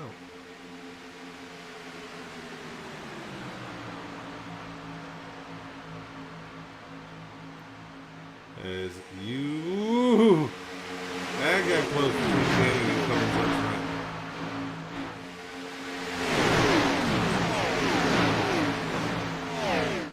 Alright, Murph. Everybody knows you're here now. It's a good job.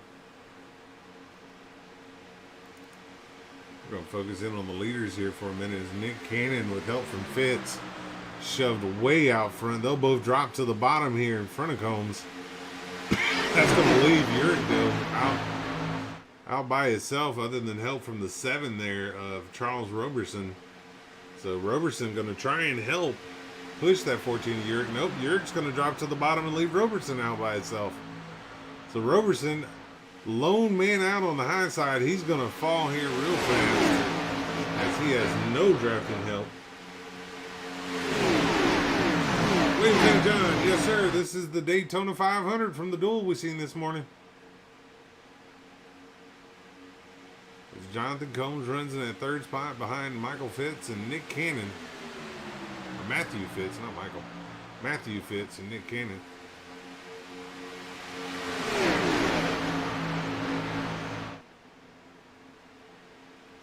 As it looks like maybe they're listening to me here on the broadcast because they've all single filed out at this point. Looks like they're going to try and just log some laps. I tell you though, logging laps around this racetrack is still tedious. You still got to pay attention to what's going on around you, what you're doing. But, this ought to be an exciting change of events here for these guys as they run single file. It's going to be a matter of what driver's going to lose their patience first here. Because Nick Cannon's out front. He's now led 7 laps of the 8 when he gets back to the track.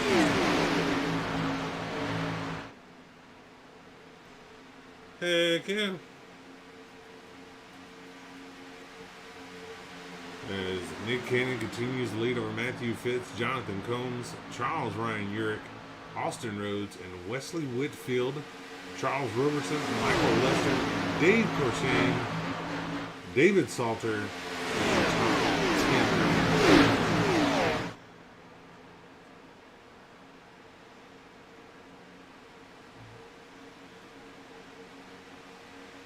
As you watch them work down the back straightaway, it looks like Whitfield's going to be the first one to lose patience. He's going to go to the outside here of Austin Rhodes. He's going to be able to leapfrog him. He'll get around him, fall back in line.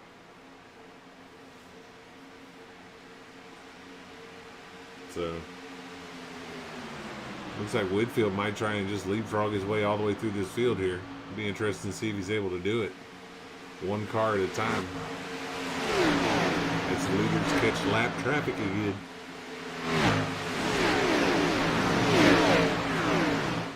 They're going to run up on that Bass Pro Shop Tracker Boats Camry there.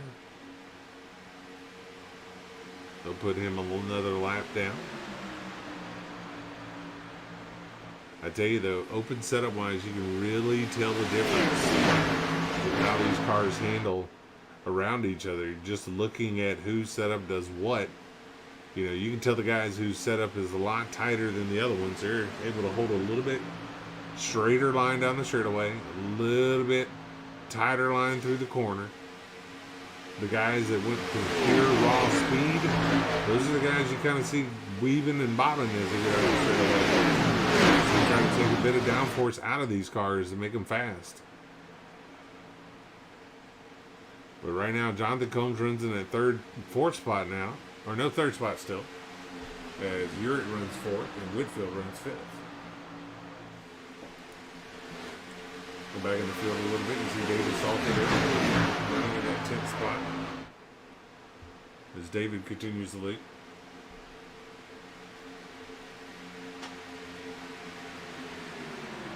There's just Dave in the 42.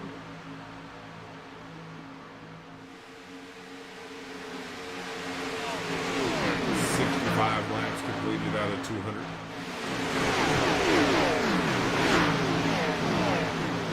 Nick Cannon's still your leader. They're now going around and lapping Ethan Woodward in that number 32.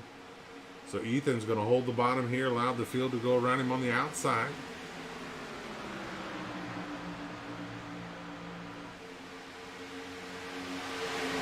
Looks like the 7's going to actually try and use Ethan to his advantage. So Roberson's going to try and use Ethan to his advantage, as Ethan's now going to be part of this lead pack.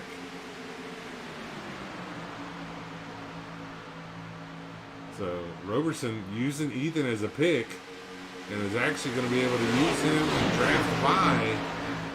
It looks like the 62 and the 15. So Whitfield and Rhodes, they kind of get stuck on the outside here, as the rest of the field's going to work by them on the inside.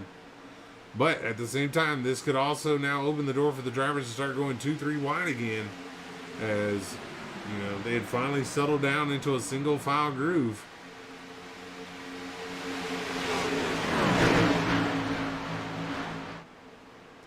As they work off of turn number 4, they'll get to the stripe. Roberson now going to jump to the outside behind Rhodes, as they'll try and work their way around the 32.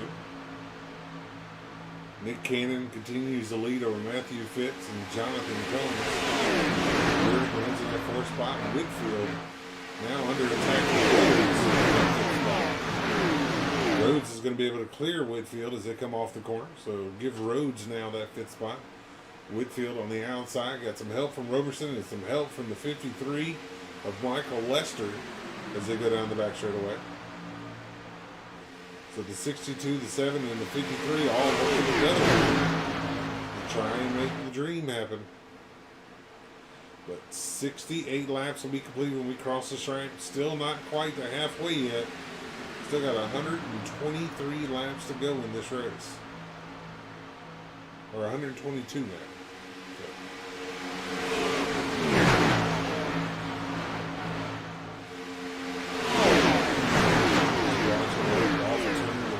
Down the back straightaway here. David Salter, your leader, or David Salter, not your leader, running in 11th, as Nick Cannon is your leader.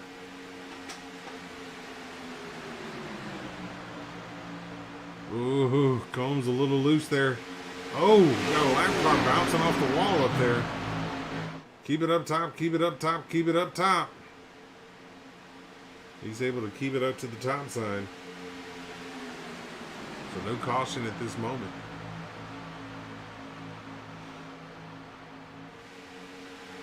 Brogan says, I'm awake finally. Of course, it's Monday for Brogan right now, too. So.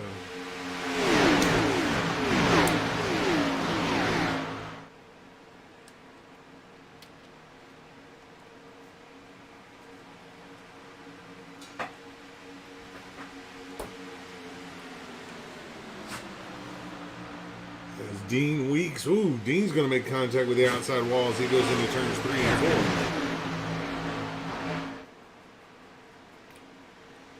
4. As Nick Cannon continues to lead, but the field's starting to get separated a little bit. James says, I'm not.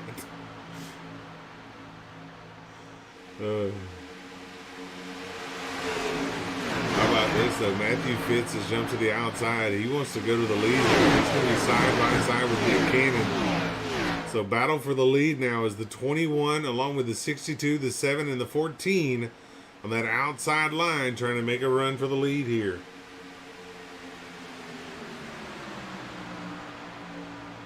'21 of Fitz, slowly starting to edge out in front. But the 2 of Kanan gets a good run through the center of the corner out. They're going to be side by side as they come off the corner.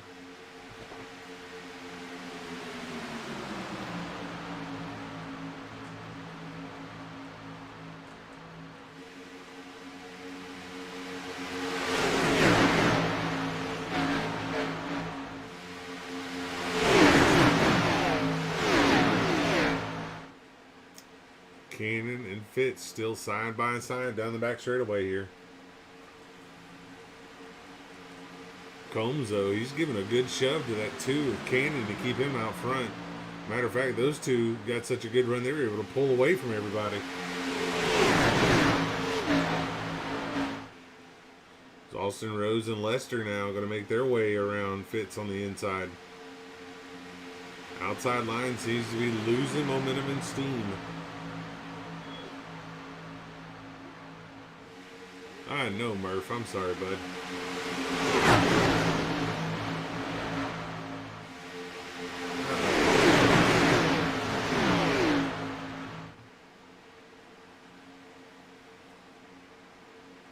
As you watch the field go down the back straightaway here, 72 laps in the books, working lap 73 here.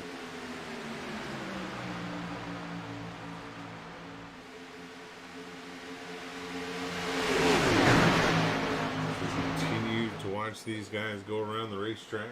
Murphy, I know, bud, I am so sorry. As soon as the Queen Bee gets back, I will take you outside, buddy. Okay. How about this, though? Combs now going to go to the lead. Move Josh Combs to the lead. Nick Cannon back to second. Or actually, he's back to fourth now as Fitz is able to get around him as well.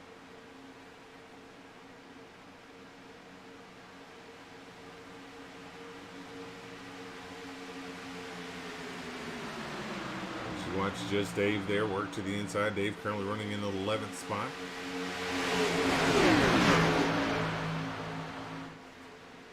Josh Smith, what's going on, brother? How you doing? As we now complete our 74th lap. Start working lap 75 of 200 here. As they work off into turn. Josh second, Cannon third, Whitfield fourth, and Urick runs in the 5th spot. There's Josh Smith and Tommy Bush out in the chat. TFB. TFB. How are we doing? Did we get everybody situated? I mean, he's not the happiest of people, but I got the roast on the barbecue pit and the black beans started. Or, well, black-eyed peas started and fixed the first pot of coffee, so I'm good now. Okay. Well, would you mind taking over for me while I go walk my dog? Really? Please. Okay, fine. Thank you. Are we staying on excitement cam or crash cam? We are on crash cam. Good deal. See you soon. Hey, if you haven't left, never mind. He gone. Welcome. Hey, Yes, William ma'am. St. John, what's going on? Charlie Miller wants to see some in-car. Who does? So, Charlie Miller. So, do you want to do a crank it up cam while you take the mud out? I can. You want gyro or you want cockpit? It doesn't matter. We can wait till you get back. Let's wait till I get back. That way I can switch to a bunch of different ones. Sure. Sound like a plan? Sure. Thank you. See you soon. Josh, oh, and caution comes out as he decides to leave. That's cute. Ooh, Dean Weeks sliding into the inside wall.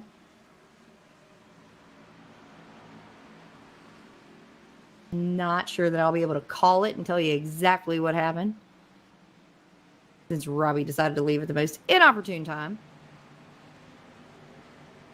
But from what I see, Welcome 41 back. of Dean Weeks going to work to the outside of the 24 Exalta machine. Colin Forrester. Ball back and he made hard contact. Sorry, I made it 2 Sorry. foot down the hallway and I heard caution, so I came back real quick. Looks like the Yep, 41. add another one, Batser. So let's back it up so we can see what happens to the 41 here. He got butthurt. Looks like him and 10 made contact. Roberson involved as well. But the 41, heavy contact to the driver's side on that safer barrier on the inside of the track.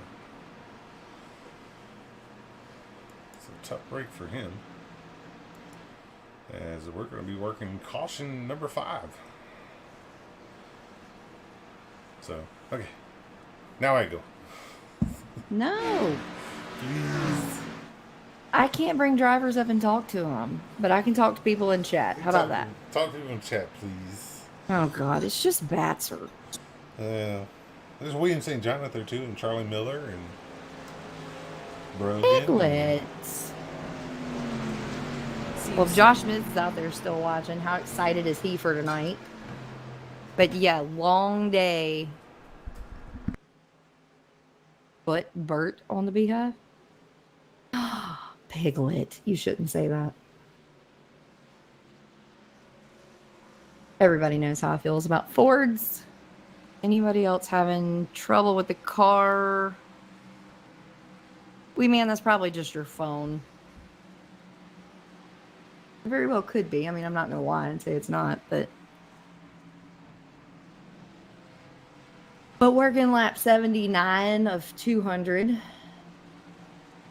Looks like a lot of drivers are going to go ahead and bring it down to pit road. Probably a smart move.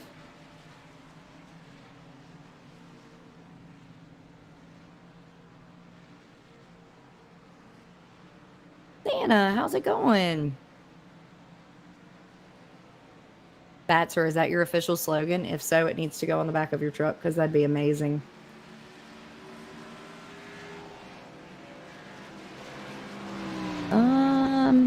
I'm not watching the actual broadcast itself, but you can check over on the Facebook side too, just to make sure. Oh wow, Santa comes on, it's 4:20. Surprise! Pretty funny. Maybe just to me. Who knows?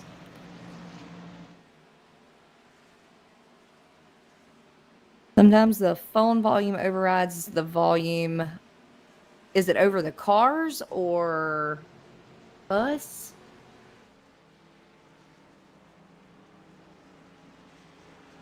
Normally he has to set up in-car cameras and we'll have to adjust the volume.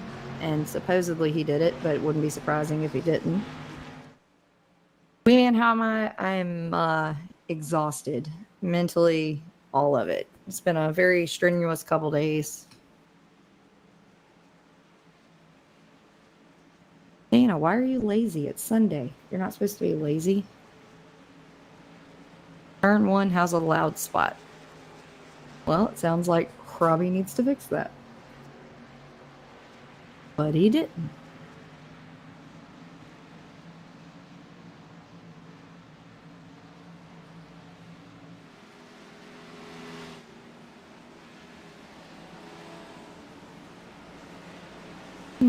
Maybe he didn't fix all the turns then. We'll get it straight. See who your leaders are after this all cycles out. Looks like Nick Cannon's still out front. Ah, damn, there's Clint Boyer. Oh, wait, that's Wesley Whitfield. Never mind.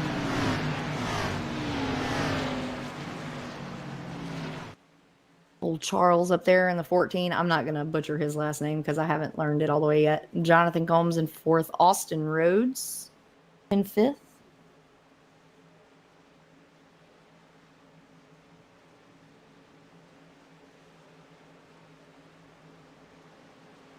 But we'll wait on this ugly pace car to get going. Be able to be under control of Nick Cannon whenever we go back green flag racing. Volume's good. I have to use 2 different phones. One's louder than the other. 2 different volume points, but 2 different brands. Well, the crappy one is probably an Android. You could admit it.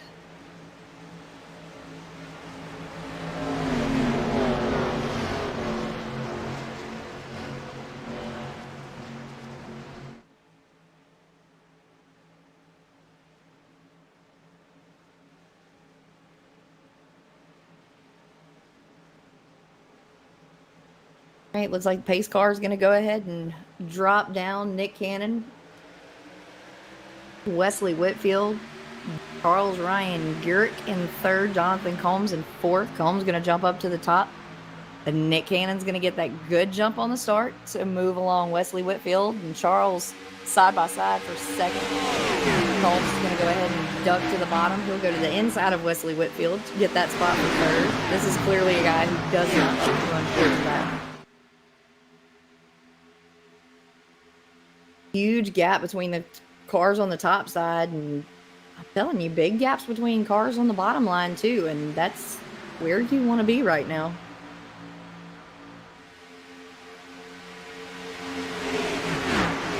They're both androids. Well, that's why they're terrible. You're welcome for diagnosing the problem. Looks like Holmes going to jump to the top in front of Whitfield, see if he can make any kind of leeway over our front two guys. But fairly calm.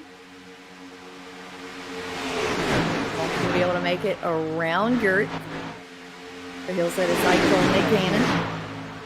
I feel like I should have something MTV on that car, but that's just me. Nice push on the bottom side from the 14 for Nick Cannon. That's what he's going to have to edge out over the guys on the top side, because clearly they are not bunched up enough to not make anything happen as spaced out as they are. Definitely cautious drivers. Watch them duck out for some air every once in a while. They don't want to pull a dilly and overheat that motor.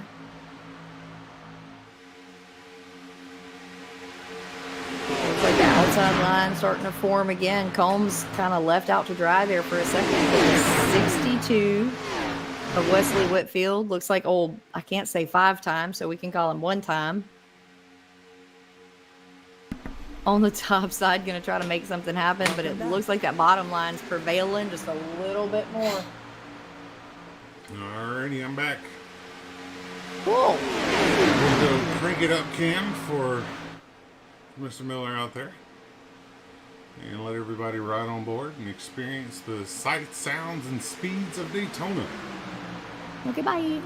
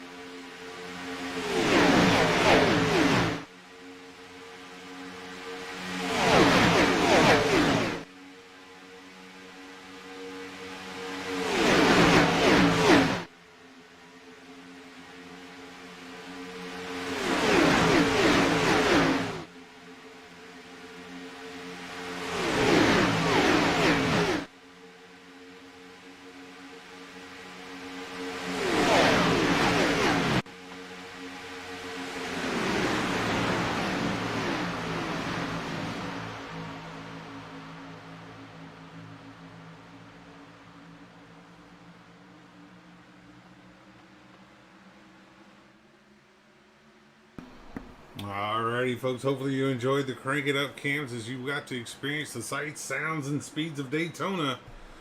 As right now we're working lap 89 of 200. Jonathan Combs currently your leader in the 5 car. Nick Cannon runs second. Charles Urich runs third. Brown runs fourth. And Whitfield holds down that 5th spot as the field comes So off did turn we 4. get to watch all that beautiful action by the 15? What a save. I'm not sure if we caught that or not. I was on crash cam, and that's what I saw. Right before you started talking, he was getting extremely loose, kind of started wiggling all over the track. I did not see that. Leave it to the Queen Bee to always find stuff that I can't find. Scott Brimkamp, what's going on, brother? Speaking of Scott Brimkamp, did he get what he was supposed to get this week? Probably not. Scott Brimkamp, we gotta have a talk after this race in 4.5 hours. The field crosses the strike, completing lap number 90, 10 laps before our halfway point, Queen Bee. 90 laps in the books, and they still haven't settled down. No. So this looks like it's going to be an exciting race from start to finish as we watch Jeff Weimer in that 51 car as he's right there behind our buddy Air Landon Seaborn as he works in turns 3 and 4. Wait, what did you call him? Air Landon Seaborn. That's what his nickname is, they told me it was. Oh. I know. They'll get to enjoy their nicknames for now until you come up with new ones for them. Wild now. Wild now for Cannon. Mm-hmm. Oh, it's getting dicey. Oh, it's fixing to get bad.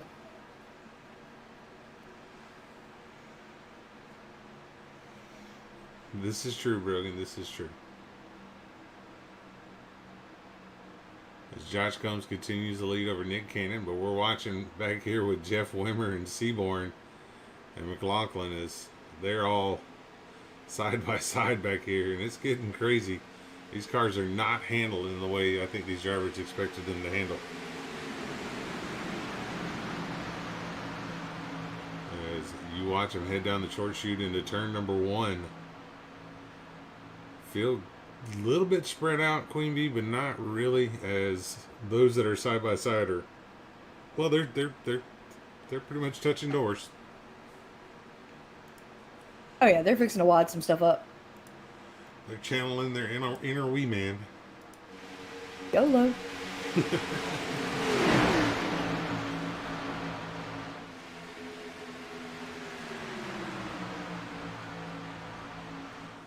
As you watch him come off a turn number 4. Oh no, our leader blinked. Come back. There he is. Oh, Jonathan, get closer to the Wi-Fi, brother. Get closer to it. Lay off the gel on hair days. I mean race days. Thought I liked coffee. Apparently I like sugar. Sugar. Creamer. Do you go with the fancy, like the hazelnut and all that stuff? I like the French vanilla, but when you're drinking beadlock pecan, it's very pecan. Uh-huh. Well, it doesn't work well. Okay, good enough. Have to put that in the information bank for later. You'll forget. I always do. I know. That's what Post-it notes are for. I think I got one I could probably throw away that's on here. Aggressive Post-it notes. I found one of those yesterday, and I laughed so hard. It said whatever random ass series that Robbie and Katie are broadcasting, and underneath it said Plow Box. Nice.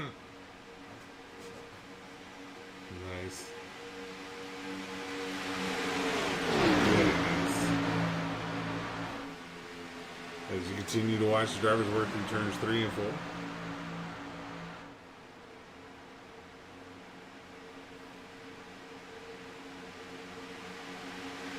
Well, William, brother, we appreciate you said earlier, man, go bowl a 300 and have a good game, brother. Gonna get him running in some dirt cars. Some cool looking dirt cars. Cool looking dirt cars. There you go. Queen Bee gonna take care of you. Yeah. Over at KT Design or KT Creations. Yeah. We're gonna try. Battle for the lead. Uric on the outside. Trying to make the pass, Queen Bee.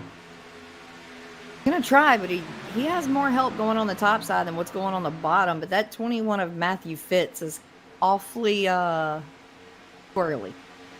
Yeah, definitely not handling the way he wants it to, but he's sticking in there right now. As they work through turns 1 and 2, you see Bryant Seaborn there, the winner of our legacy race last night in the number 20. As he currently rides inside the top 10. But for what looked like was going to be a calming moment for this race is now turned back into an aggressive moment. As we're pretty much 2 by 2 by 2 throughout the top 25, 26 cars.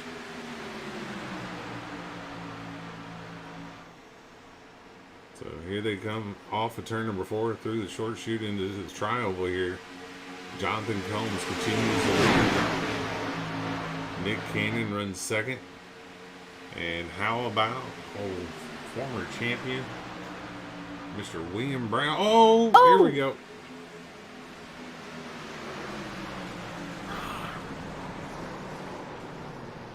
Here we go. Welcome to Daytona. We're gonna go on board. We're gonna go gyro cam, but I don't think you really have to turn your head for this one. But we're gonna go gyro cam with Miss Snowflake here, and watch this from her perspective. You shouldn't call people that. That's what she put in her bio. Fine.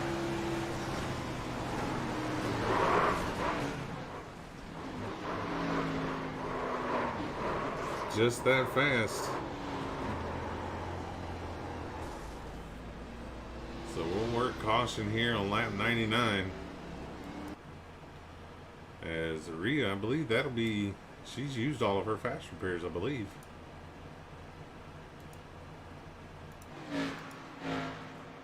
So she's going to be sitting there for a while, working on those repairs.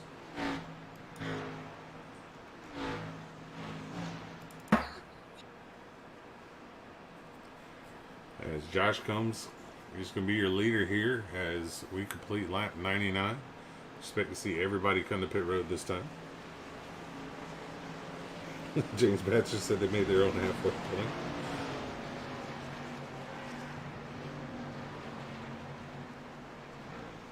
Heck yeah, William.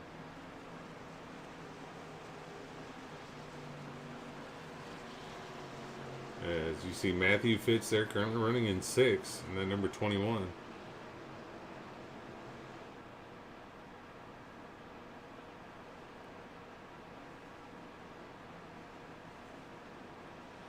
Field comes to pit road here.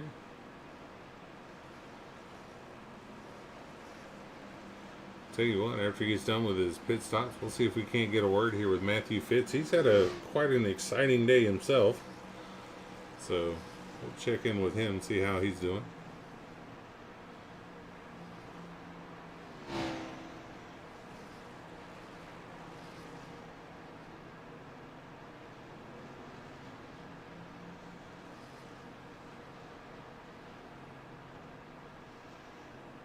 Z Fitz is going to get 4 tires and fuel as he now makes his way back out on the track. So let's go over to Discord and see if we can't get a word with him.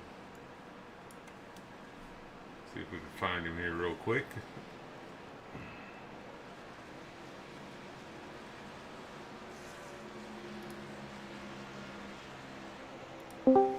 Matthew Fitz, Robbie in the booth, you got a copy? Yes, I do. How are you doing, sir? Man, I'm doing good. You have had one exciting day here today, as I heard you had a transformer blow at your house in the middle of the night. Woke up without power and everything. And then it got fixed, about 5 minutes before the duel this morning. And here we are in the Daytona 500, halfway home. And you're sitting currently in 7th spot, brother. Got a fast hot rod. Thank you very much, sir. Yeah, we've been running pretty good all day. We have a fast set. Just trying to stay out of trouble right now. I think we proved what we can do. We've got up to the front. It's just, can we hold on to the end? Heck yeah, brother. How many fast repairs you got left? I still have 2. Okay, well, that's good. You made it to the second half of the race with 2. There's several drivers that are now out of fast repairs. So you're ahead of the field on that one at least. Last 100 laps, how aggressive are you going to be here? Are you going to still wait till probably the last 20, 30 laps? Or are you just going to set sail here in the last 100 and let the chips fall where they may? I think I'm going to stay aggressive. I've been pretty aggressive all day, just trying to get to the front and stay in the front. That way, I think that's going to minimize me and staying out of trouble. But, I had a bad pit stop that last time. It kind of threw me off for a second, put me back in 16th, but I got myself back up to the front. So hopefully I can just stay here. Well, heck yeah, it looks like you and Nick Cannon and Uric work together pretty well. Is it just a matter of being more comfortable working with the Mustangs around you, or is it just you're more comfortable with those drivers? I've spent a lot of time talking with and practicing with Nick Cannon, so we have something together. I think we match up pretty well. Oh, heck yeah, brother. Lights out on the pace car as you get ready to go back racing here, so we'll let you get back down to it, man. But best of luck here in the Thanks for the second half. broadcast. Oh, man, it's our pleasure. Alrighty, that is Matt. Our buddy Fitz, as he currently runs in that 7th spot. As we get ready to go back green flag racing here. Completion lap 101, start of lap 102. Miss Rhea over in the YouTube chat. We have 13 drivers currently, or 13 viewers currently over on the YouTube side. That's surprising for us. What's that? We have viewers on YouTube. I know. We have 26 on Facebook and 13 on YouTube. That dog. How's that for a bottom 2%? Bottom 2% is doing pretty good. It's going to be a great year for the bottom 2%. This is the year of the bottom 2%. Green flag back in the air. Good. William Brown on the inside. Combs on the outside. Whitfield tucked in behind Brown. Yerk tucked in behind Combs on the outside. If we've learned anything so far tonight, Yerk's not afraid to push somebody to the front. No. No. Plow box. Yeah. Well, he His new name. He shoves Combs out to the lead, and just like Fitz talked about, him and the 14 of Uric work together well along with Cannon. Those three are hooked up on the top side. You got a Ford versus Chevy battle right now. Ford's on the top, gosh. Chevy's on the bottom. So who's fixing to die? Probably the whole field. Oh.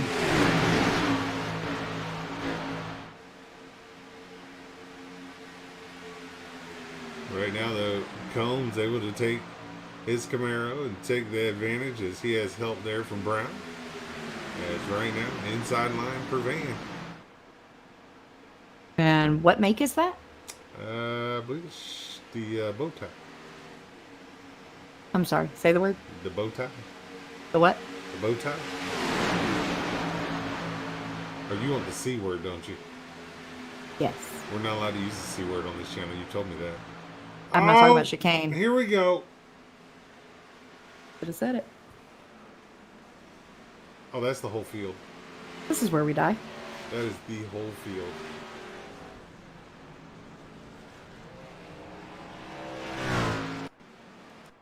Back it up here. They caught lap traffic here, and they just, Died. yeah.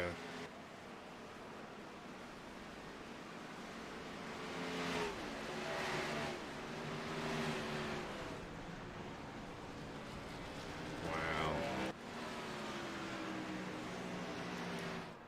Should have said the word. Should have said the words. Is that what What caused happens? it? Is that what caused it?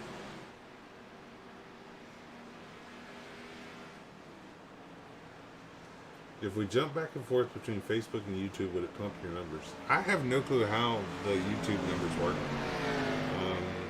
As far as Facebook, Typically, probably would help because it goes by 3-second views.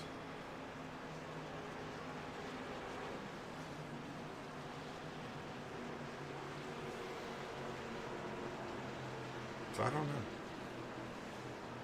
Do you know how YouTube works on views? I know how to search stuff and hit play.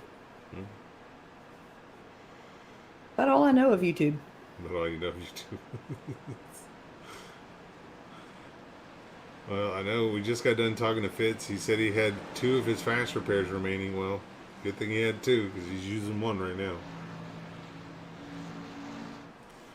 This is going to turn into who is still alive at the end of this thing, Queen Bee. Not the pace car. Not the pace car. Surprised it's still going. I'm glad they had like 18 backups. They got a lot of them gold top batteries down there. We're good. They're using Dollar Tree batteries in that thing. Dollar Tree batteries. A Ford. Why do you want to waste a decent battery on it? I think Scott's getting mad that no one's going up in the air here. Because he didn't succeed with his mission this week.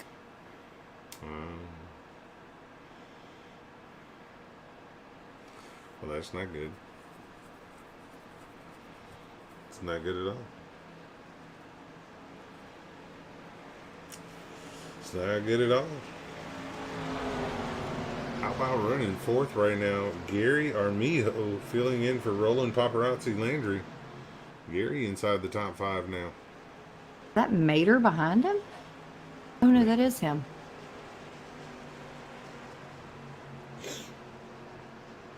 Usually the only brown car you see This is true. is Mater. Mater.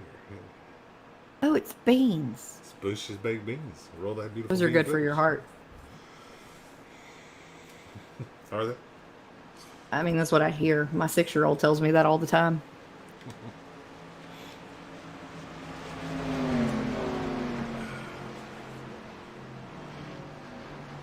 Lights out atop the pace cars. We get ready to go back racing here.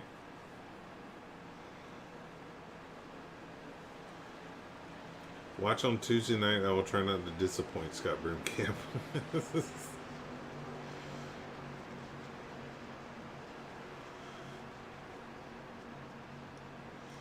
Jonathan Combs going to restart in the lead here with just Dave to his outside. Lester. Just Dave. That's him. Dave. That's him. Lester and Armijo in row number 2. And then it looks like we'll have Matthew Fitz and Austin Rhodes in row 3 for the restart here.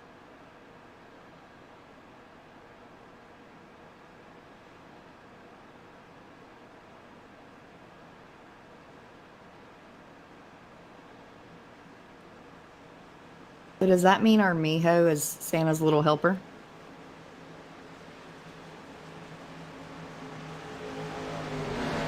It's possible. He called him Ho-Ho. Yeah. I mean, that or he was saying it to me. That's just rude. He'd have to fly to Colorado and bust more than one person's ass Sunday.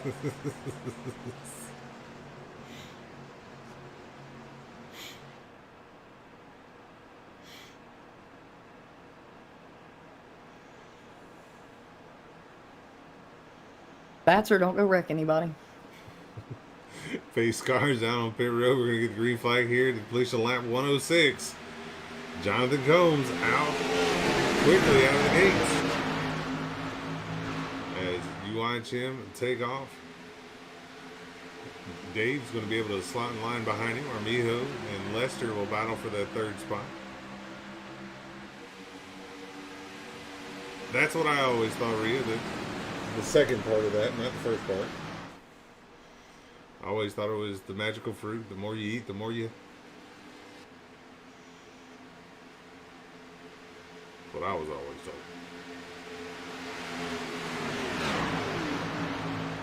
As you see Dean Weeks there in the 41, making his way towards the front, currently running in the 10th spot, right there with Seaborn.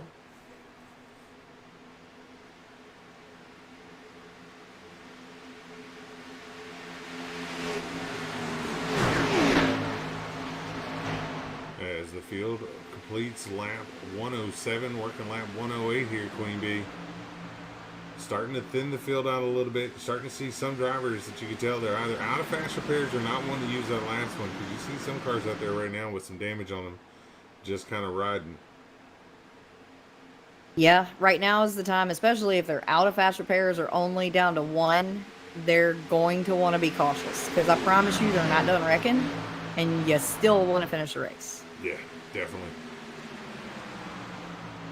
You see David Salter, old Dover Dave there in the number 18 car. As he starts to make his way to the front.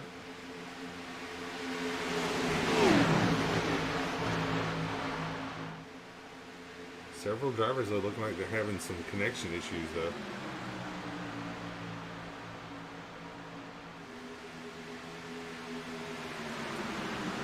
See Albert Hewins there in 10.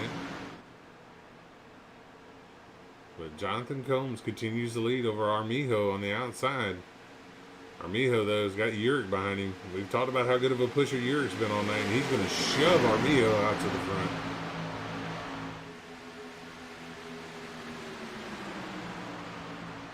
Armijo, though, decides to stay up on the top side, and that's going to cost him as Uric's able to get to the bottom and get the lead. He's going to have Combs now on his back bumper as they cross the track. 109 laps, and Uric's working at 110.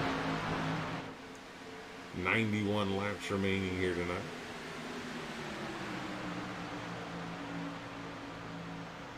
See Austin Rhodes there in the 15.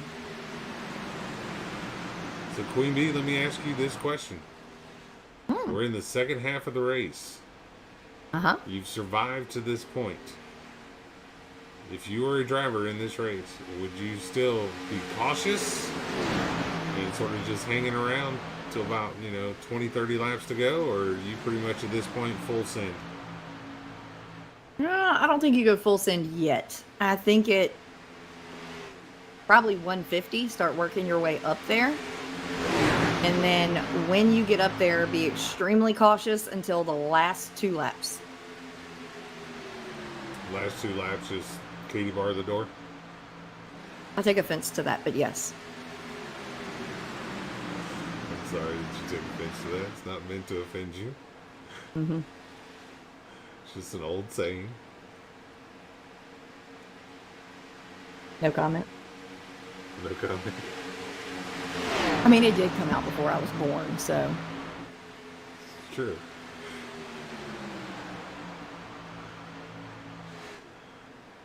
As you watch Just Dave there battling with Lester. That's the battle for 7th and 8th.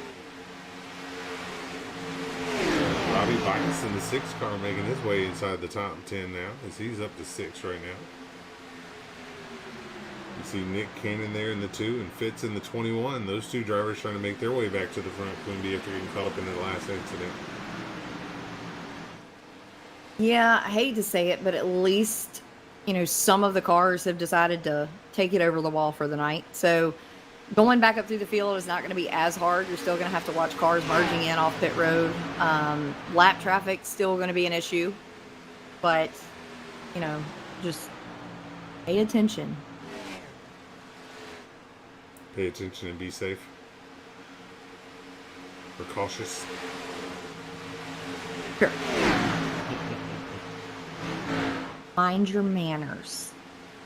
You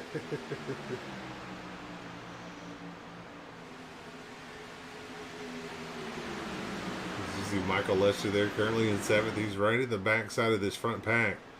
But as you can see, the front pack is starting to gain on a lot of the damaged cars that are out there just logging laps at the moment, Queen Bee. So this is, we always talk about when's the most stressful time at a restrictor plate. At least from what we've experienced watching, it's when they catch Flag lap to cars. flag. Flag to flag. Yeah, it is true. It is flag to flag. But it tends to get a little more intense when they catch lap cars though.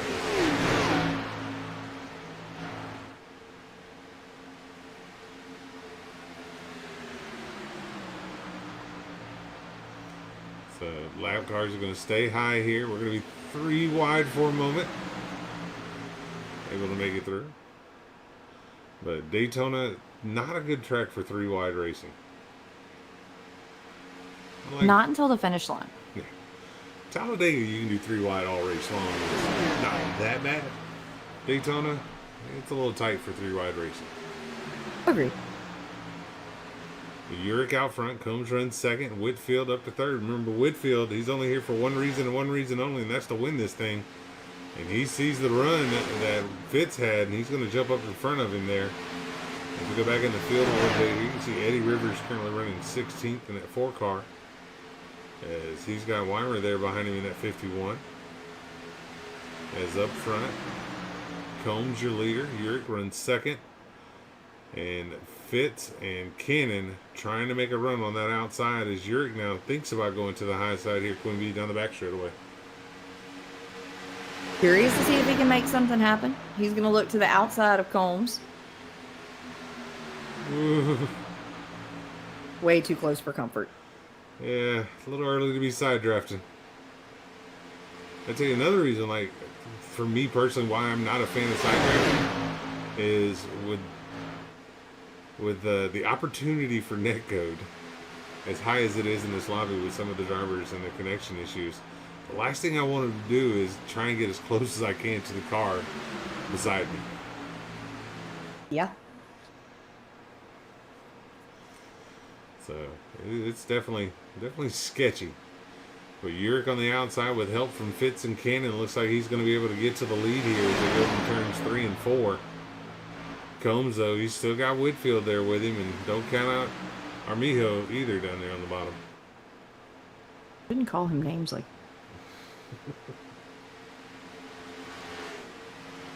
Yeah, I agree with you. It is not fun when you see a dude flickering around you, especially at Daytona and Talladega where you're pack racing. It caused the pucker factor to go up a little bit.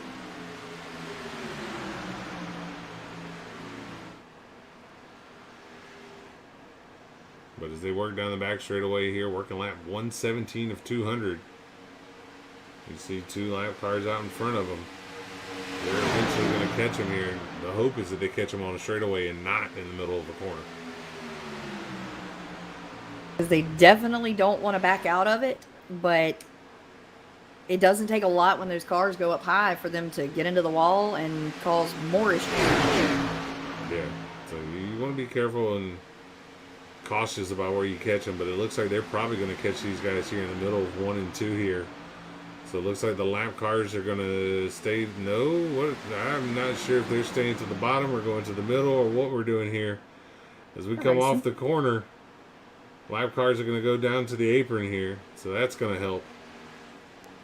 But at some point, they're going to have to merge back on the racetrack. But the lead pack able to get around as that got Catch. yeah, very. Still got 13 of you over on the YouTube side tuning in, and 31 of you now over here on the Facebook. So appreciate everybody for tuning in as we're here tonight for the CP Rivers Furniture and Decor Cup Series Daytona 500.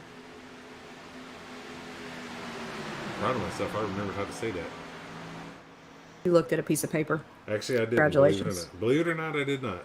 You're full of crap. I'm dead serious. I did not.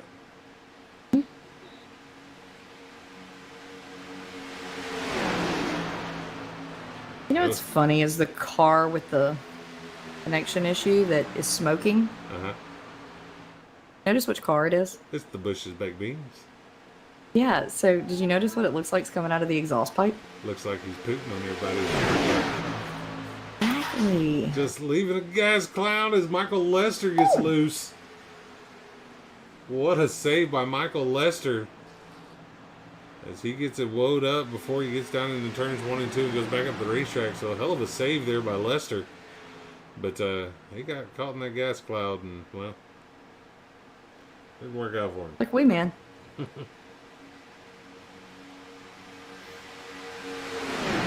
Out front, though, Urick out front, Fitz up to second. Combs trying to work back to the inside of Fitz here. So not going to let Fitz get down to the bottom. Fitz going to stay to the outside with Cannon here and see what they can do. As Urick continues to lead, Fitz runs in the second spot, but Jonathan Combs, won the duel by over 18 seconds this morning and still appears to have a fast race car here as we enter in the second half of this race. So You know he's in a different car, right? Huh? You know he's in a different car, right? They brought a new one to the track. I didn't know that. See, I'm learning something new every day. It was total sarcasm, but thank you for believing in me. But Jonathan Combs has definitely been fast in that Chevy Camaro today.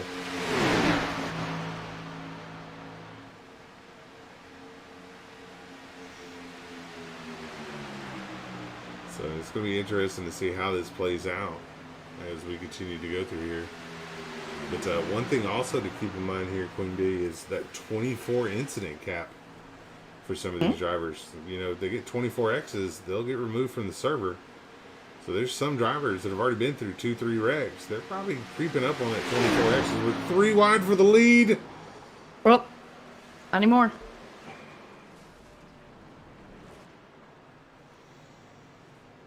That didn't go good.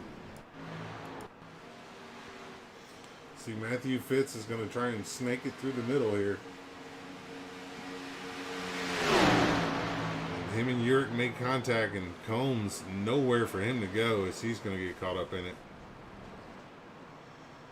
So Matthew Fitz at lap 100 had 2 fast repairs. Lap 123, he's going to be out of them.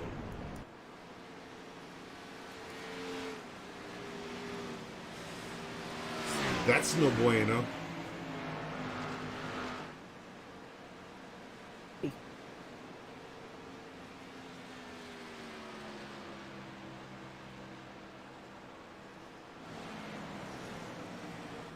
So we work our caution here on lap 123. We'll pull up our caution information brought to you by Gears and Glitz. This is our 8th caution for 21 laps. We've had 30 lead changes so far in the race. So Uncle Kenny's dice roll of 4. We've surpassed that.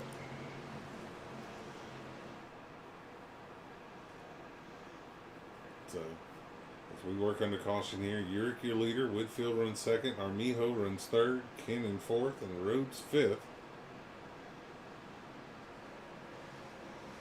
As the field comes to pit road here.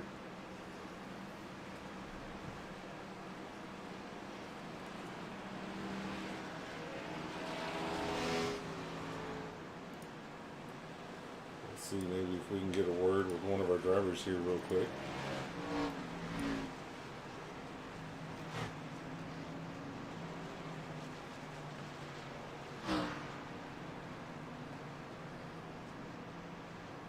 Pull this guy down.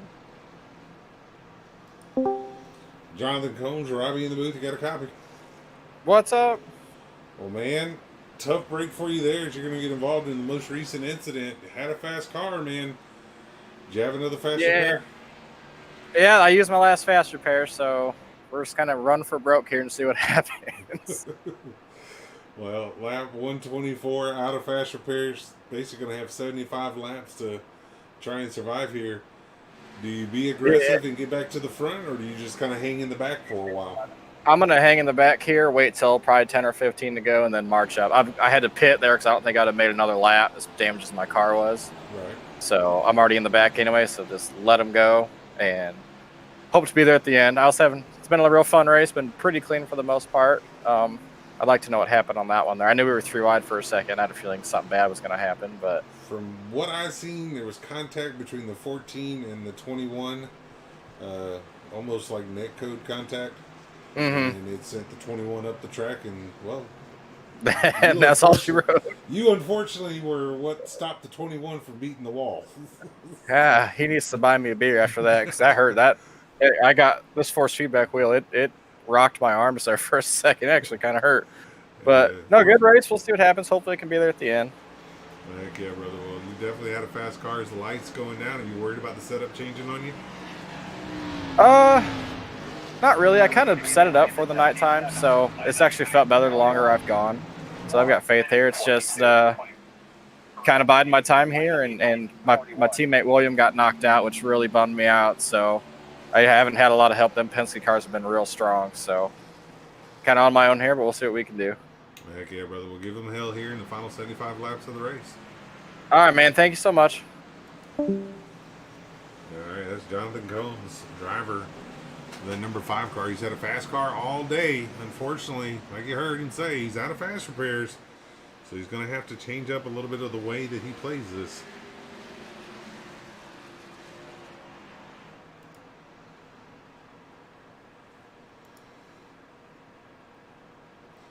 $15 people right now watching over on the YouTube side. Appreciate all of you guys for tuning in. Got 30 still holding strong over here on the Facebook side. Appreciate you guys for tuning in. As the lights are out on the pace car, we're getting ready to go back green flag racing here. But my question to you guys out in the chat, and I'll ask the Queen Bee too. 75 laps to go here when we go back green flag racing.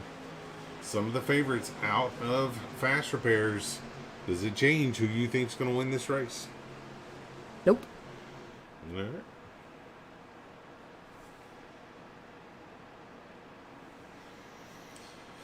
Well, here we go. Pace car's going to make that left-hand turn on the pit road, leaving the field in the hands of Whitfield and Rhodes. Green flag back out. Rhodes on the inside's going to get the jump. On the outside's going to get the jump, but Whitfield's going to be able to power back by him with help from Urich. Urich has been an aggressive pusher all night long. No need for him to change now as they head down into turns 1 and 2, Queen Bee. Ooh, lots of squirrelishness going on right here in the top 10. Yeah, it definitely is, and it's kind of relates back to that last question I asked Combs there. You know, we started out in the daylight. We're now racing at night. Open setup, so your setup's going to change a bunch. So some of these drivers that may have had their cars set up for the daytime might really start struggling here under the lights. Yeah, because there's only so much stuff you can change after the fact. Yeah, you're down to just tire pressure and spring adjustments. So Charlie Miller says the 21's going to win with the 2 pushing into the victory. That's confidence right there. He's calling first and second. Whereas I take the yes approach because I don't want to answer. Rose, your current leader. Whitfield runs second. Cannon, Urich, and Fitz run third, fourth, and fifth. As the field works off of turn number 2, heads down the back straightaway. That long back straightaway. Rhodes on the outside with a huge push from Nick Cannon. He's going to try and clear himself of the 62 of Whitfield. Question is, will he stay up top long enough to allow Cannon to potentially get down, or will Cannon stay up there until Fitz is cleared? I think you're going to watch them drop to the bottom as fast as they can get there. Yeah, well, we're definitely going to see here as Rhodes continues the battle on the outside, Whitfield on the inside. As we watch Robbie Bice here in the number 6 car.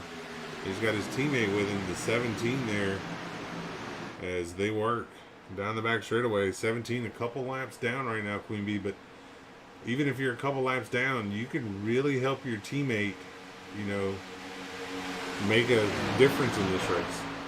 Oh, absolutely. It doesn't matter if you're a lap down or not. I mean, we've seen that come into play numerous times.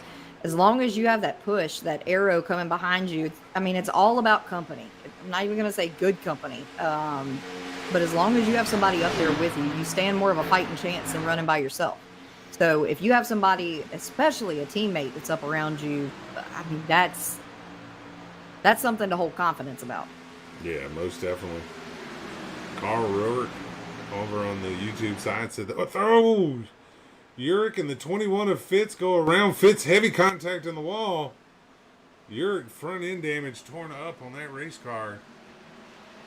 Holy cow. See if we can see exactly what went wrong here. As they come off the corner. Wow.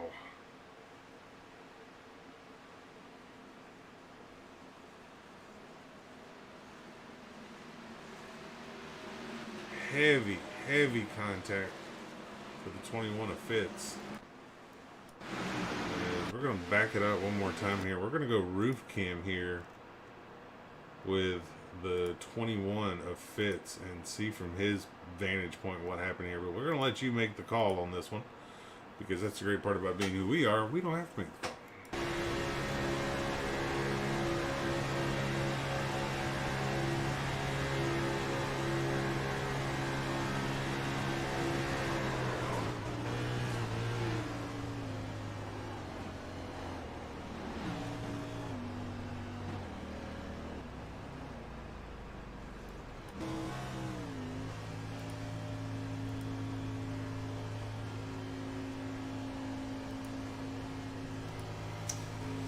Yep, we're going to let you make the call on that one. Which is code for. Never mind. Can't blow our secrets in race 1. Sean out in the Facebook says 21 calls that. Alan says, I don't know, that car might have came up. Scott Brimkamp said, damn, picture in picture on Facebook and YouTube, switch to one and the other pauses.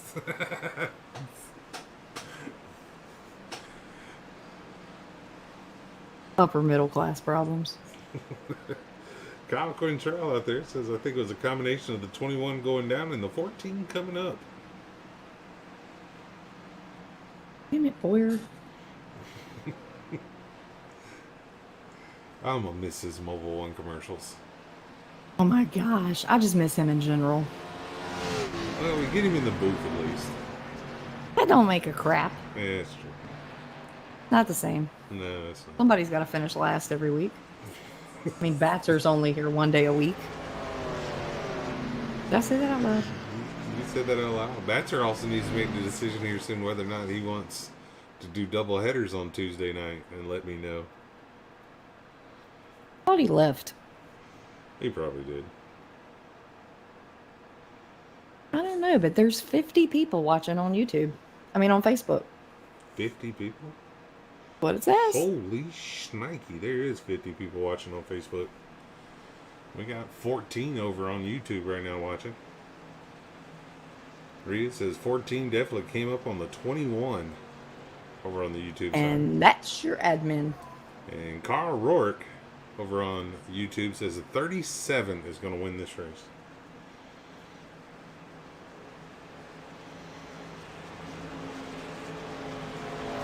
Starting to wonder now, pitch strategy wise, how all this is going to play out for these guys.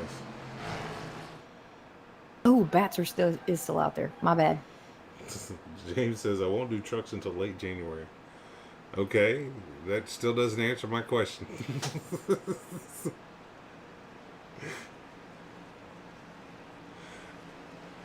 Because the Queen Bee has seen her calendar. It's pretty full. Oh my gosh. It's insane. It's color coded though. I haven't even looked at it yet. I color coded it for you. That don't mean anything. Is it shiny? Like a bass boat.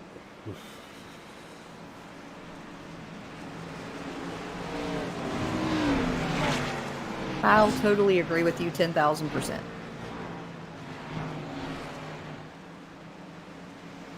I like when Boyer drove iRacing. I got bubbled.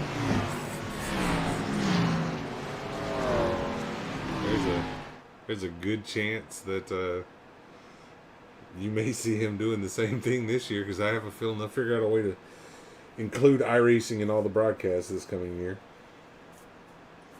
Because there's also talk about Maybe he should come here and hang out with us for a little while. And yeah, I'm all just for it. I'm all for it.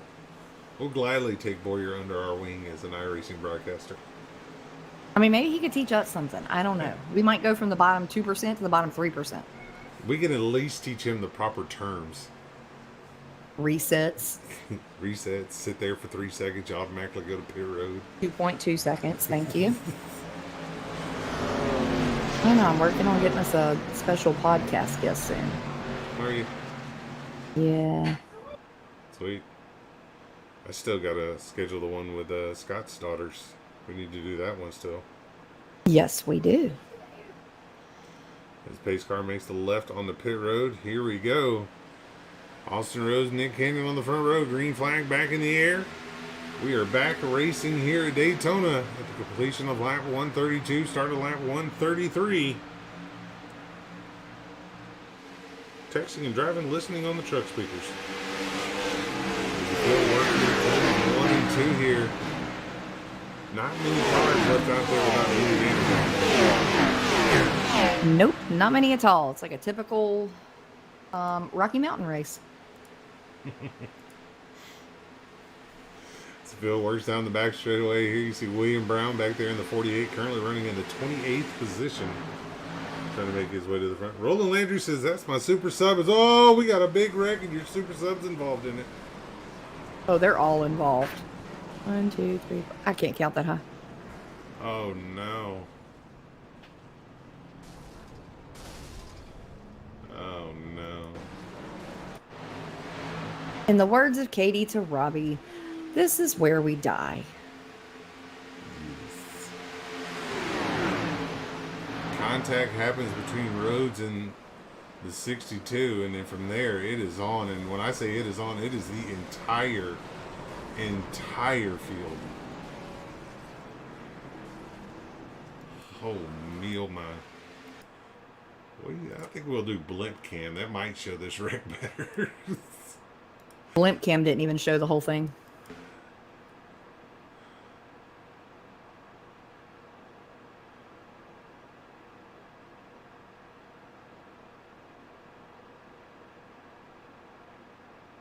I don't think anybody, maybe the one car made it all the way through that without touching anything. But wow, we just wadded the whole field up. We did? No, you did. Matt Forns over on the YouTube side wants to know how many cautions there's been. This, I believe this is the 9th caution. Let me double check. Actually, no, this is the 10th caution, 9th official caution. First caution of the race we're not going to count. So there's a little bit of a hiccup on the initial start. But 10 cautions, 28 laps, 33 lead changes so far here at Daytona. Again, your caution is brought to you by Gears and Glitz.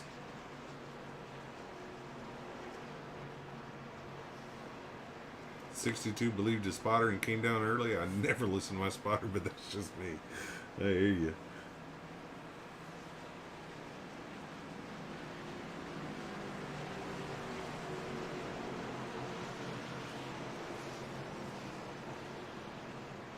Look at my color code and tell me what you have on the 20th. I'll have to do it after this race. Kyle wants to know, has anyone told these guys it's a 200 lap race?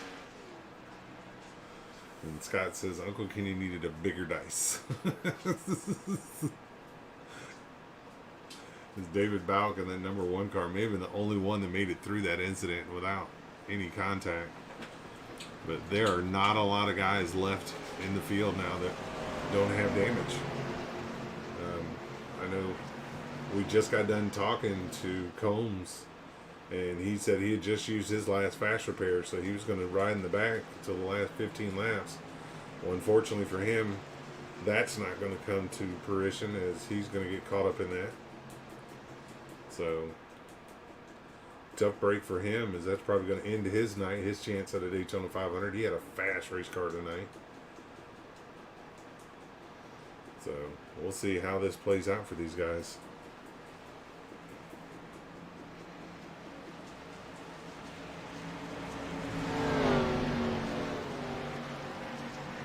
Roland says, well, I opened my big mouth too soon. I jinxed him. Oh, no, I'm pretty sure it wasn't you that jinxed him. I'm pretty sure.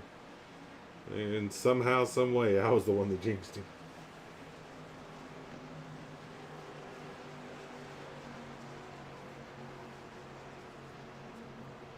James says, I might have had the right pick to win the race.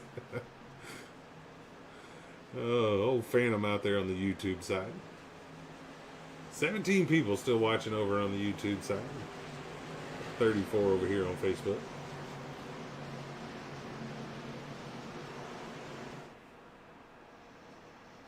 Appreciate each and every one of you guys for tuning in tonight. Hope everybody's enjoying the race so far. As we're working caution here on lap 136 of 200.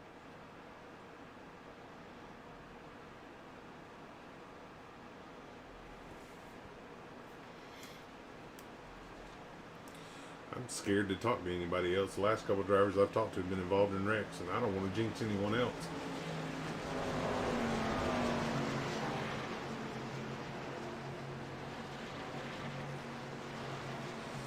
Just don't want to jinx anyone else.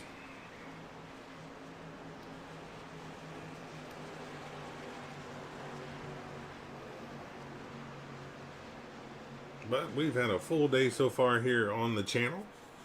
As we brought you your duels earlier this morning, now we're bringing you the Daytona 500.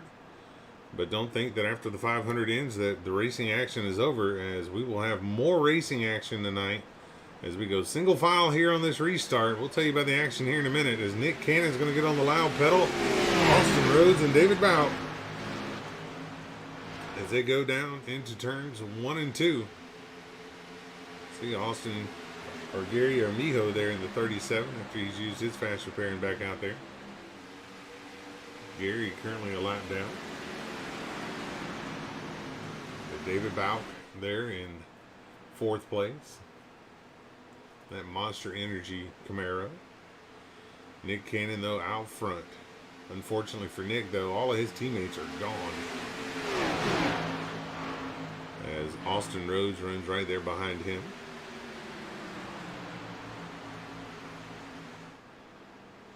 As, 34 there blinking a little bit. That's Johnny Castle bringing in the 5th spot. Johnny Castle has a way of being there at the end of these races. Done it last night too. We didn't talk about him much till the end of the race. He kind of just, boop, hello, I'm here. So, as we continue to go, but like I was saying though, at the end of this race, we are not done with the broadcast for tonight. Today is an action-packed day of racing, as when we finish here at 9:05 Eastern, 8:05 Central, 7:05 Mountain, 6:05 Pacific, we're going to go live with the Dirt Series Promotions Big Block Modified Fun Run from Lernerville, where the drivers try Wait, to... somebody say dirt? Yes, ma'am.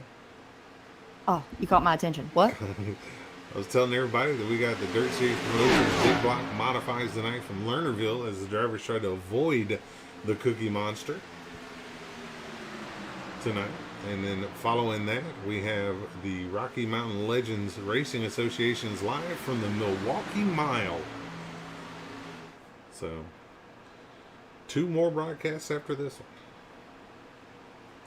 one. Yay.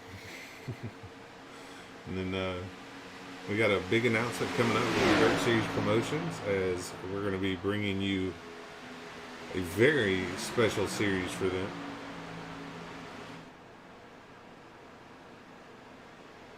Do you know which one I'm talking about? No. No? You shared it out. I don't know. I've kind of been MIA and out of it lately. This is true. We're going to be doing their indoor nationals. Yeah, that's what I was curious about. Are we doing all this at the Chili Bowl? Every one of those races are at the Chili Bowl. Oh, Yes. welcome to the, Every one of those cars are going to be raced at the Chili Bowl. Wow.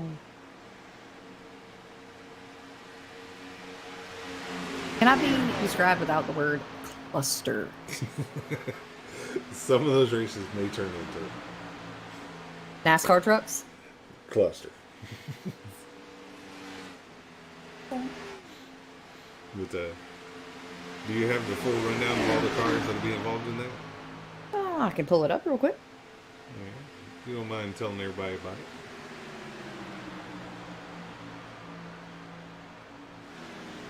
As you watch Colin Forrester there, currently running in the 4th spot in the 24 car. 43 All right. there. What you got? 4th annual Dirt Series, aka Best in the Business, meets the bottom 2%. Indoor Nationals, Street Stocks, 358 mods, late models, NASCAR trucks, UMP mods, and midgets. So every Sunday night and Thursday night, will have a new car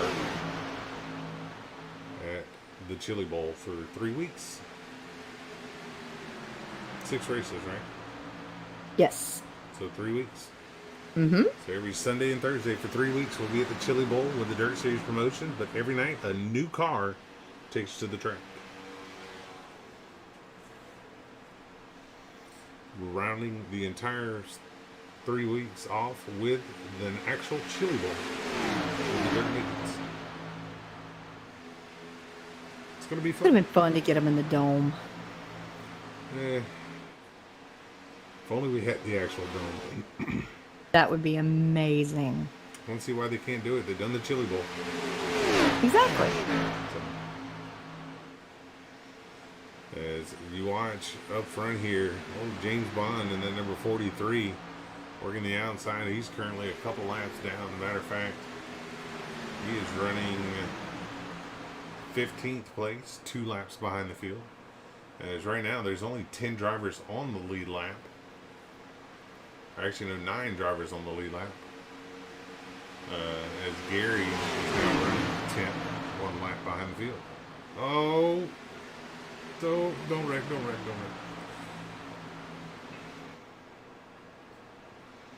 Yes, Kyle, they're doing NASCAR trucks on the Chili Bowl track.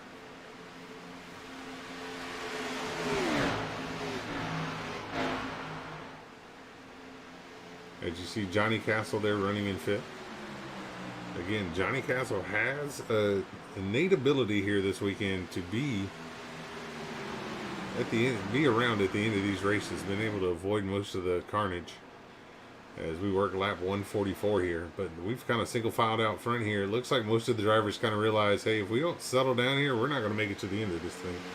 That or Rio got onto him. Probably both. I mean, I would think so. They're doing NASCAR trucks on Chili Bowl track. Yes.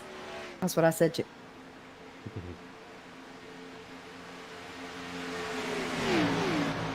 So we've now completed 144 laps, working lap 145. That leaves us with 56 laps to go. At least one more pit stop, if not 2. I think only 1 though, because they got 75% fuel. So we're going to have at least 1 more pit stop that they'll have to make to be able to make it to the end of this thing. Now, on Saturday in the truck race, Queen Bee, what made the truck race so exciting at the end was with 2 laps to go, everyone had to make a pit stop. Oh, no. So drivers were coming in making a pit stop with 2 to go, making a splash and go. Some drivers waited till 1 to go to make the splash and go. While one driver, old Dave, he tried to stretch the entire way. He runs out of fuel out of turn number 2. Gets passed for the lead in the middle of 3 and 4. That's how big of an advantage he had. And then the driver that passed him out of 3 and 4, coming to the stripe, gets taken 4 wide. And Lester walks away with the victory. Craziness. I mean, that's how restrictor plate races go. Yes.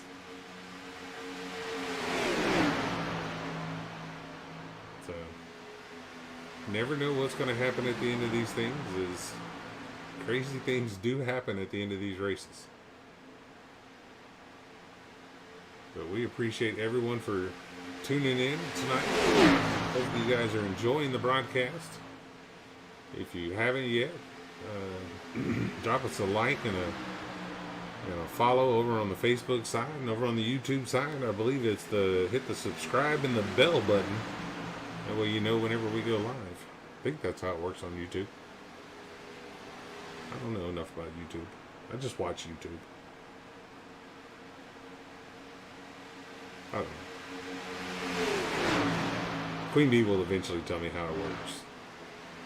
I told you, I know how to search stuff and watch stuff. I don't know anything about views and likes. I know you can subscribe. I'll have to look into that. I guarantee if she ever goes over to our YouTube page, she's going to ask me for the password to it.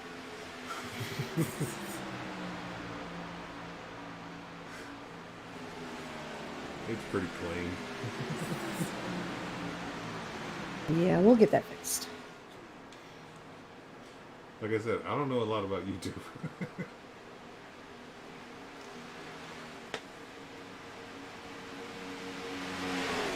But I got the broadcast working over there, which is...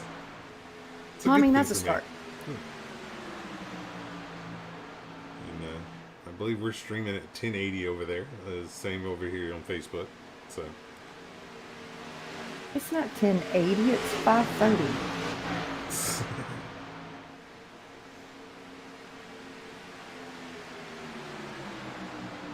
Kyle Contrell says that's going to be a mess, but I want to watch.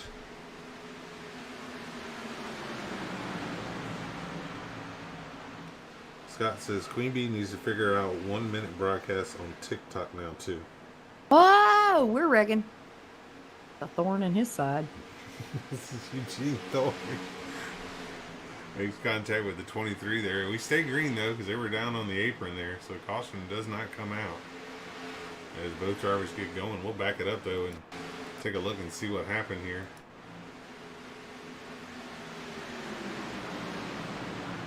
It looks like they just caught some lap traffic at a bad time.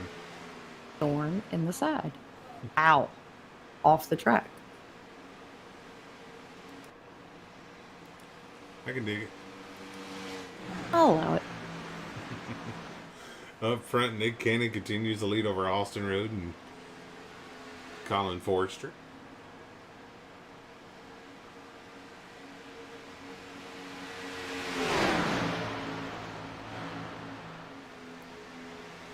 But if you're still watching over there on the YouTube side, I see there's 17 of you. Let me know what the picture and the quality looks like over there. Let me know if it looks good to you. Because if it doesn't, then I'll have to make some adjustments to make it look better on our next broadcast.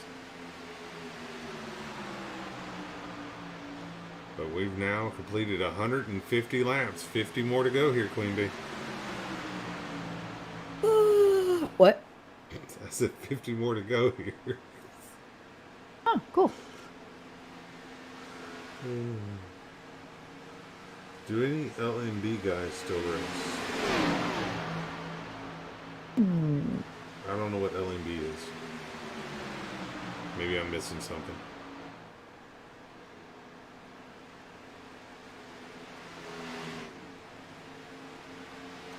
But Tim Bamberger. I was seeing if that was one of the team names, but I don't see that on any of them. Yeah.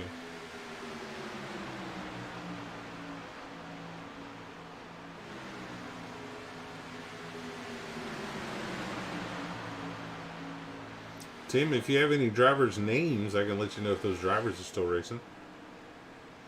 Yeah, I was thinking Leatherneck, like from Speed Zone, but Yeah. probably not. I was thinking last night's broadcasters.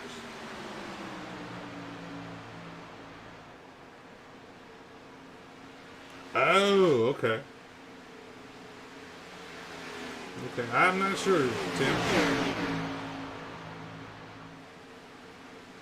Wouldn't be able to tell you that, brother. But if you have any drivers' names, I can tell you whether or not they're actually racing or not. If I know, if I've heard of them. Rednecks Racing over on YouTube says 1080p and stream is looking good. What racing on YouTube? Rednecks. Redneck? Nex. Oh. REDNEX.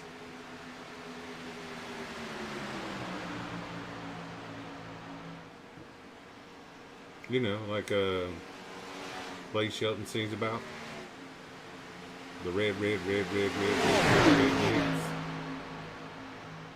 Because the boys around here. Who sings that? I think it's Blake Shelton.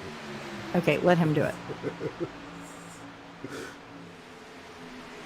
As the field works through turns 1 and 2 here, 154 laps will be complete when we get back to the stripe here. As you see the live traffic go to the apron here to let the leaders by. Oh, Dover Dave, you didn't have to go through the grass, brother. I promise. But Nick Cannon currently your leader. Austin Rhodes runs second. Robbie Weiss runs in the third spot. Colin Forster runs fourth. Johnny Castle runs fifth. Wesley Whitfield 6th, David Bauk in 7th, Dave Korchesny in 8th, and 9th, the final car on the lead lap, Eddie Rivers in that number 4. So you have some lap down traffic mixed in with the lead lap cars right now. But all that being said, still got to make one more pit stop at least here, Queen Bee, and it's going to be a question as to when they decide to do it. I think I would be waiting to see who's running around me, how many of my teammates I have coming around. Nick Cannon's going to go ahead and come down now.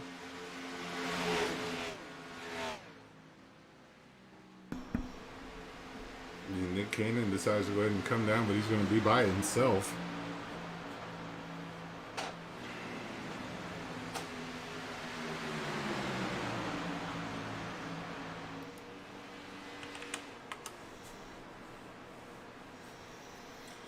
So, question whether or not that's going to work out for Nick Cannon coming to pit road by himself.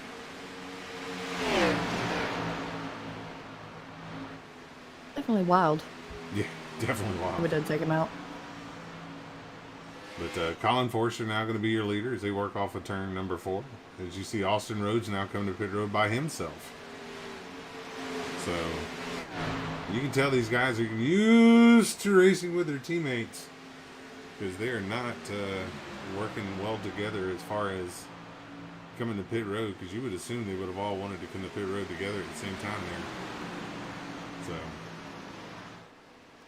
it's going to be interesting to see how this continues to play out. But right now, Colin Forrester, your leader, and then number 24, Robbie Bice, 2nd, and Castle, 3rd. I think Bice and Castle, though, I think they're teammates. So if I'm Forrester, I'm trying to work a deal with Bice and Castle right now. Wouldn't you do it? Yes. I was looking to see if they were on the same team. I believe Bice and Castle are. Or they may be affiliated.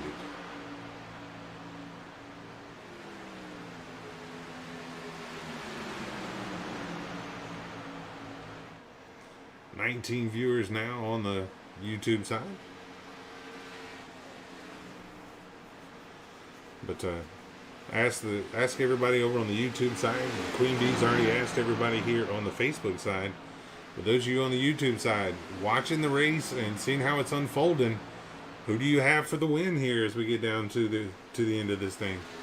Because we'll have 158 laps complete when we cross the stripe, leaving us with 42 laps to go here, as the drivers are making their pit stops. But it looks like at least one more after that, because oh, here we go.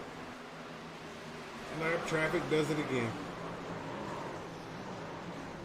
As the 6 and the 24, Robbie Bice and Colin Forster come together, that's going to bring the caution up, Queen Bee.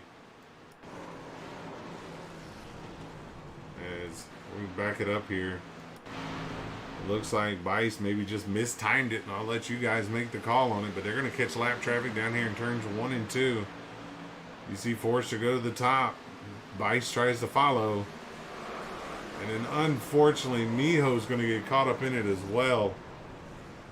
Good run for him is going to come to an end more than likely right there. I believe that'll be the end of his fast repairs.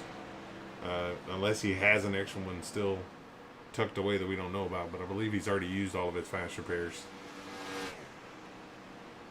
Scott Brimkamp says, I got the 14 for the win over here on the Facebook side. Johnny Castle is going to be your leader right now. Robbie Bice still runs 2nd. Colin Forster runs 3rd. But how about Wesley Whitfield up to 4th now?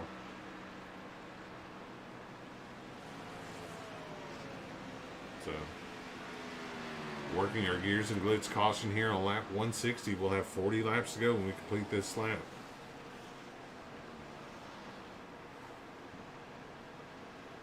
As the field works down the back straightaway, trying to catch up to the pace car, which is over here in turns 3 and 4. Charles Ryan, you're currently 1 lap down at 8th. He should get the free pass here.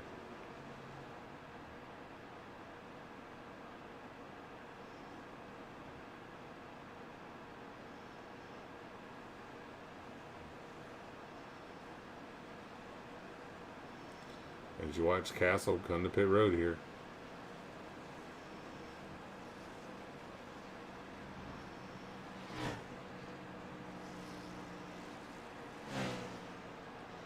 Kyle says, I got the 2 car for the win. He's rolling with Nick Cannon for the win.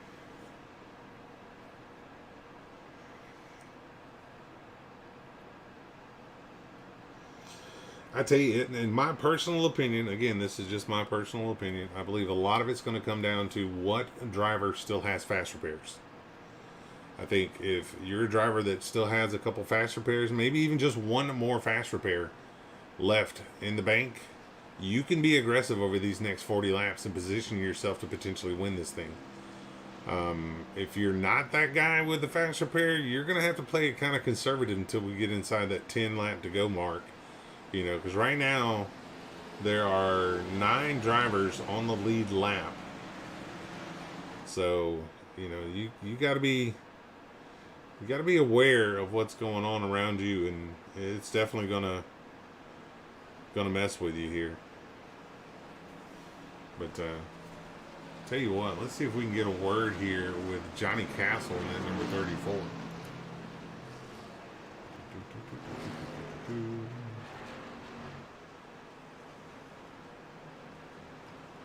See if we can find him here. Not up there. Maybe he's down here. He is down here. Move him to the booth. Johnny Castle, Robbie in the booth. You got a copy.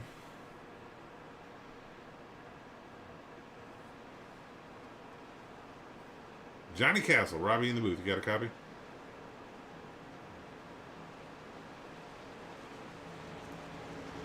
Can't say I blame him for not wanting to talk to me. I've been kind of a jinx for everybody else. Let's see. What else we got up here? Maybe we can talk to. Let's try talking to this guy right here. Oh, we affectionately refer to him as just Dave. Dave, Robbie in the booth. You got a copy? Yes, sir. Well, man, you've hung around and hung around and hung around. You're inside the top 10, one of the few cars left on the lead lap. Do you have what it takes to get this thing done tonight? I know last night had to be heartbreaking for you. Yep. All right, man. You ready to get after him and get it done? Yeah, I hope so. You know, just take it easy, avoid some wreck, and don't know what happened. Okay, you got any fast repairs left? Oh, that's the secret. You know. Oh, he's holding that card close Yep. to the vest. He's not going to let anybody know whether he's got one of those or not. I don't blame you. Smart play there. Smart play there. Well, best of Thank luck, Dave. See ya. Bye. I can't hate on him for that one. That's actually a smart play, not to let anybody know whether or not you have any fast repairs left. So that's pretty smart on his part. So just Dave there. Not going to let us know whether or not he has any fast repairs left. That dude's sneaky. He is. Laura Mae Cannon says Cannon's going to win this thing. Kyle Contreras says Cannon's going to win this thing. And apparently the Queen Bee says that's her pick as well. Green flag back in the air. Nick Cannon's going to get the jump. We got a corner. Colin Forrester right there behind him, along with Johnny Castle on the outside. Looks like Forrester had one more fast repair, and he was able to use it. But don't count out that 62 of Mr. Wesley Whitfield. Remember, Wesley's only here for one thing and one thing only, and that's to win the race. So he's now inside the top 3 as we get towards the end of this race here. And you can watch them as they follow on the back straightaway here at Queen Bee. You can tell all the cars that are still in good shape versus all the ones that are falling out. Oh yeah, who's at the front and who's gone? Who's at the front and who's gone? I mean, that's the best way to put it. You're not going to be able to get up to full speed. You're not going to be able to put out everything that your car has if there's any kind of damage on it. That's just the result of restrictor plate racing.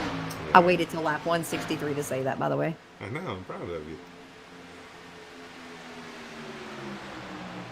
Actually, to be honest with you, you don't use it a lot at restrictor place. You tend to use it more at like short tracks. I use it on dirt. You do use it on dirt. That is true. You will throw it out there on dirt. Nick Cannon currently your leader. Whitfield runs second. Robbie Bice in the 6th car up to 3rd. As Colin Forrester on the outside with help from Johnny Castle in the 34 as they try and make their way on the outside. But here comes Austin Rhodes as well in the 15. In the 53 of Mr. Lester as they try and make their way to the front. But how about Nick Cannon out front with Whitfield on the inside? But Robbie Bice aggressive on that top side in that 6th car. It's something about the name, Robbie. It's upside down. Oh, spotter's not clear. Spotter's not clear. I was trying to help. Something about the name Robbie and upside down.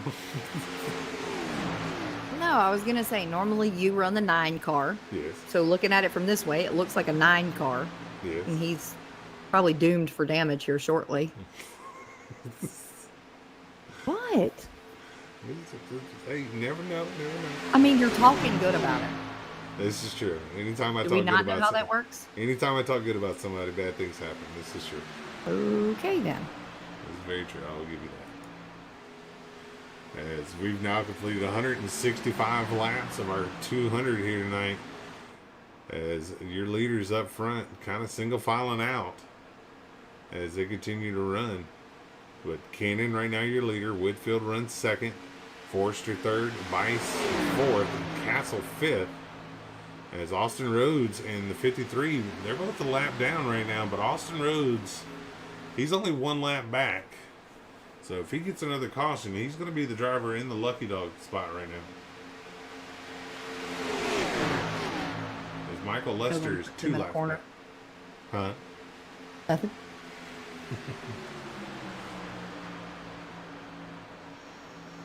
Look at the teamwork on the outside line with Robbie Bice and Colin Forrester. Mm-hmm. Plowing. Plowing. They're going to have enough room to get both of them clear and drop to the bottom. So who's going to be your leader? Is it going to be Forrester? Or is Whitfield going to try the same thing? Not clear. Lester thought about trying to get down there in front of the 2 Cannon, but like you said, hashtag not clear driver as they come off the corner there. But Forrester out front. Forrester really hasn't shown his cards yet this race, and here we are late in the race, and he's out front. Apparently he's had a fast car. He's just been kind of playing it safe most of this race. He's a warrior. A rainbow one it though. Yep. Nothing wrong with it. That's a car after your heart, isn't it? Oh, it is. Let me ask you this. As a Gordon fan, for those of y'all that are new to the channel, Queen Bee is probably one of the biggest Gordon fans you'll ever meet in your life. Very true. As a Gordon fan, which of the Rainbow Warrior schemes do you like more? The original one with the DuPont logos or the Exalta throwback? Oh, guaranteed the DuPont logos. Because I see Exalta and I think William Byron. Gotcha. Clear as day. Okay. Because remember back in the day when like the car-shaped phones were cool? Uh-huh. Okay, I had one of those. It was the original Jeff Gordon car. Nice. That was the very first phone I ever had in my bedroom, too. How long of a cord do you have on that sucker? It was not very long. You had to sit right by the wall to be able to talk on it, and it was flat, like the bottom of a car, so it didn't form to. It was terrible. I hated it, but it looked cool. Hated it, but it looked cool. Heck yeah. I like this lava lamp. I hate it, too. But it looks cool. I get sidetracked so easy. A bloop. A bloop. They look like kidneys. Roland Landry out in the chat says, Gary did an awesome job filling in tonight. Just got sucked up in a couple unfortunate incidents. He hates it for him, but he's been over on the Facebook side watching as well. So, Roland, yeah, your super sub definitely done a good job tonight. Gary Armijo definitely had a fast car and was putting himself in position to potentially be a factor, but like you said, unfortunately got caught up in a couple incidents. Uncle Kenny back from his naps is still at it, I see. Oh, Laura Mae Cannon is Nick Cannon's wife. Okay. What gave it away? The last name or her saying that's my hubby? Her saying that's my hubby. Because I've You learned start calling her Mariah.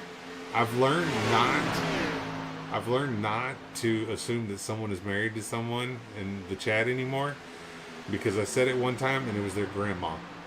So I don't. Which epic fail was that? It was on Wild Horse. That's right. It was on Wild Horse.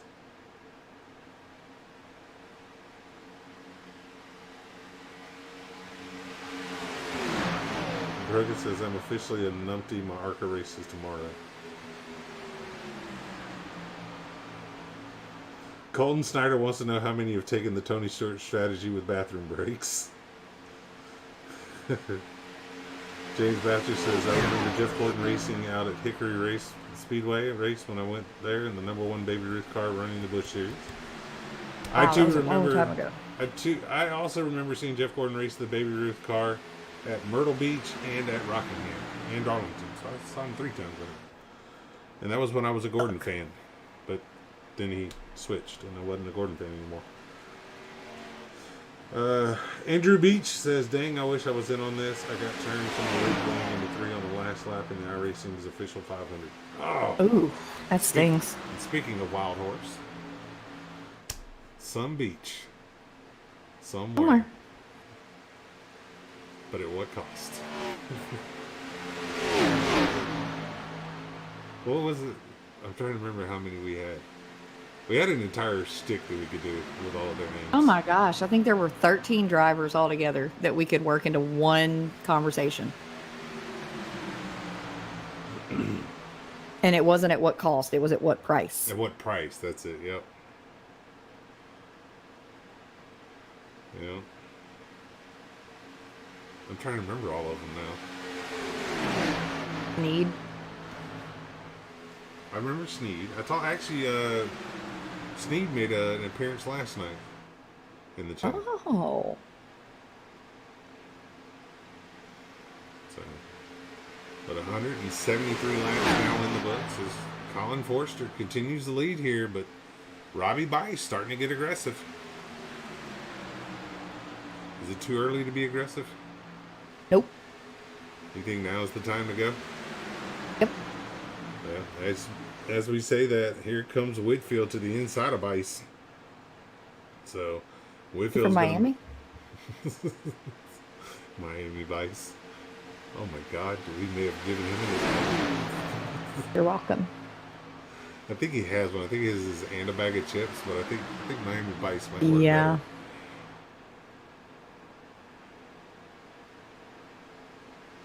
Ryan Tiller, what's going on, brother? Because right now, Colin Forster, your leader. Whitfield runs second. Austin Rhodes is in the mix here, running in the 3rd position on the track, but he's actually 9th overall. Nick Cannon, though, he runs in that 3rd spot in that #2 car. And Robbie Bice runs 4th, and don't count out Johnny Castle in that 34. Oh, Ryan with the stars. Appreciate it, brother. Oh, Katie followed him up with the stars. Thank you, darling. Always. James Barr, Batzer. Sneed, Pedro, Yeah. Poole, Hunt, Grendel, baseball bat. Yeah. So I think it was what? I don't know how far.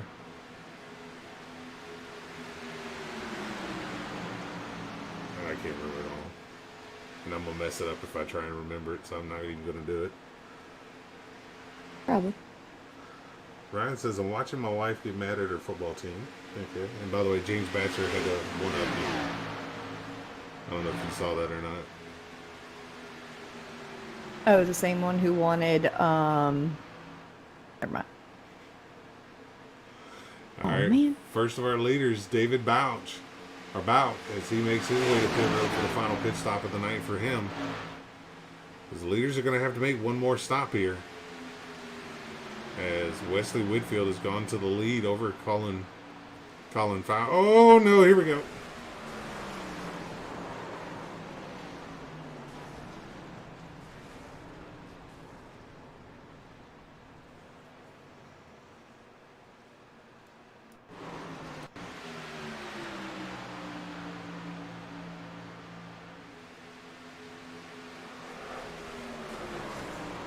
We're going to let you guys make the call on that one.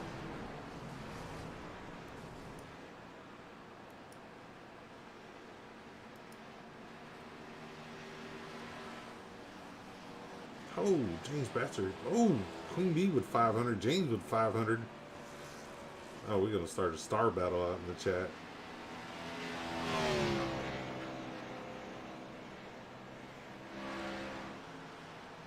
See Michael Lester there in the 53.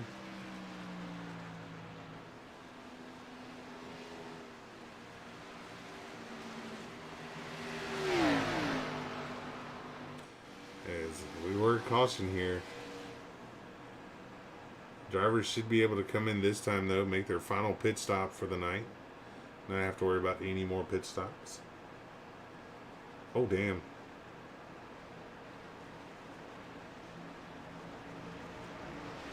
Huh? I'm just laughing at you and James out there. I appreciate it.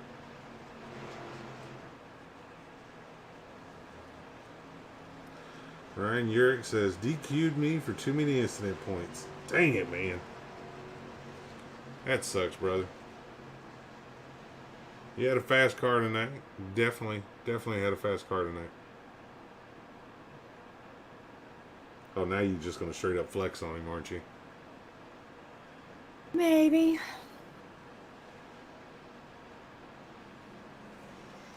As the leaders make their way to pit road here. And Robbie Bice is missing the hood on his car.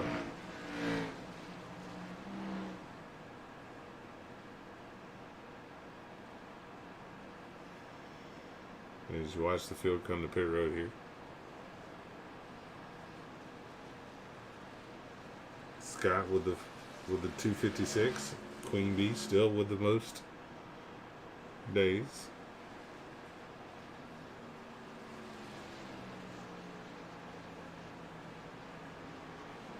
Right, with the flex of the 194. Looks like Colin Forster wins the battle off pit road over Whitfield. Yes, sir. Yes, sir.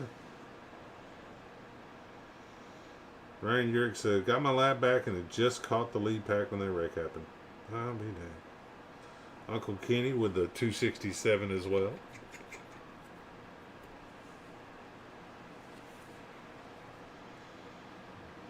Oh, wee man, where's your charger at?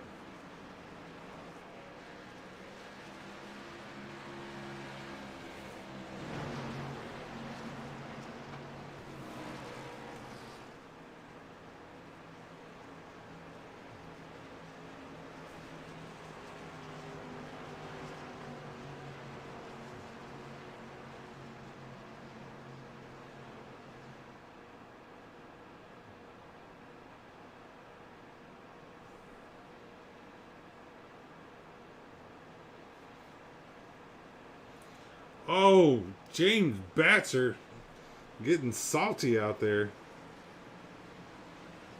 Drops 1,500 stars. Wow. Massive flex from Batzer there.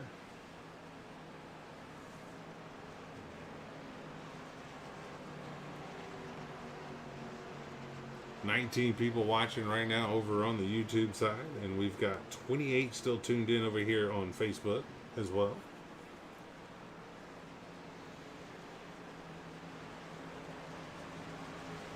But appreciate everybody tuning in. I honestly do. We really, truly appreciate everybody that tunes in to each one of our broadcasts. If you've never watched a Beehive Media broadcast, we always say we have a slogan around here that we're not everybody's cup of tea, but we are some people's shot of whiskey. We're not your typical broadcasters. We spend a lot more time talking to you in the chat and trying to interact and keep you guys as interested in the race as we can. So if you ever want to talk about something, whether on the YouTube side or on the Facebook side, don't be bashful. Just type away, and trust me, we'll have a grand old time.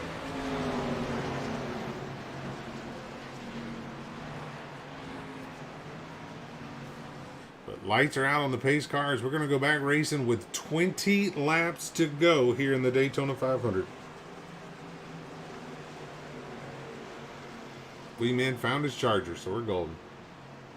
As Robbie Weiss is going to be able to get back in his allotted position.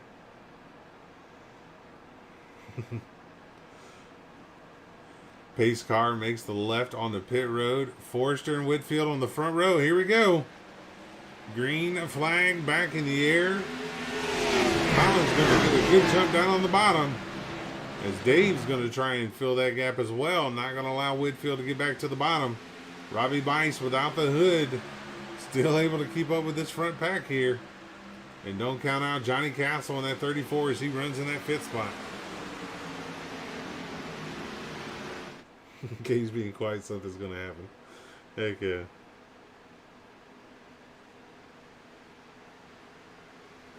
Roland says, FYI, the picture on Facebook is much clearer. You guys put on a great show. You keep things interesting. Heck yeah. Roland, we appreciate it, man. We try our best.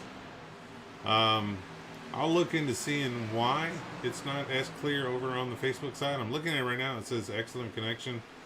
Last time somebody told me it was streaming at 1080p. So I'll have to look into it. But I appreciate the feedback. And yeah, apparently she was being quiet because she was loading up. I'm sorry, what? Nothing. Just laughing at you and James, because apparently you two are going back and forth over there.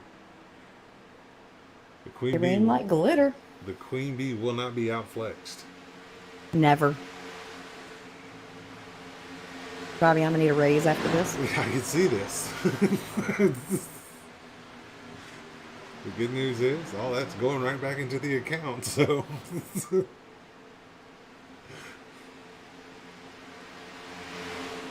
oh.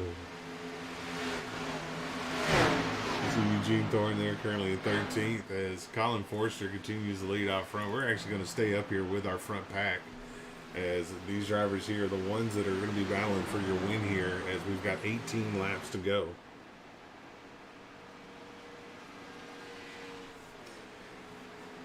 Now, Ryan, if you want to see a funny back and forth who can drop the most stars at one time, Beep Beep and Aaron Hearn, when they go at it, is pretty funny. Dude, that was like 20,000 stars in one podcast. It was more than 20 in one podcast.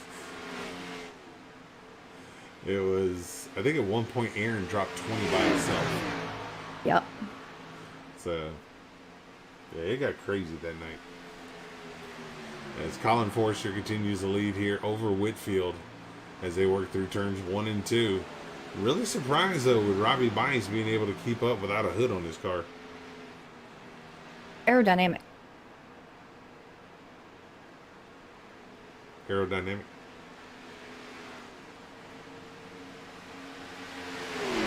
Call the duck professor, make sure he's had a couple of dope pops. Brian says, I was actually there that night. Heck yeah.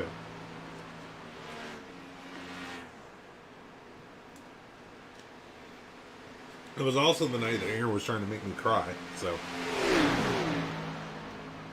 I'd have to log into the Beehive account to do that.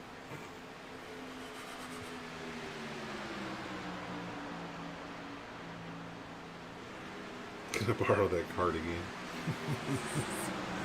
Colin Forster continues to lead. Whitfield runs second. Bice third. Castle fourth. And Dave, just Dave, runs in fifth as our top five all single file down the back straightaway as they start to catch lap traffic here. We've got 16 laps to go here. We'll have 15 to go when they get to the stripe. With there only being 5 cars on the lead lap and able to run up there with each other, Queen Bee, it's going to be crucial when these guys decide to make their run that they time it at the right time now. Yep, they're going to have to run with each other. And then at that point, all bets are off. I mean, that's when your teammate card goes completely out the window. And at that point, to me, every man for themselves. Yeah, most definitely. As they work through turns 1 and 2 here, 15 to go. I have a feeling we're going to probably stay single file here to probably, what, about 3-4 laps to go, maybe? One. You think they'll wait till the last lap? I think so.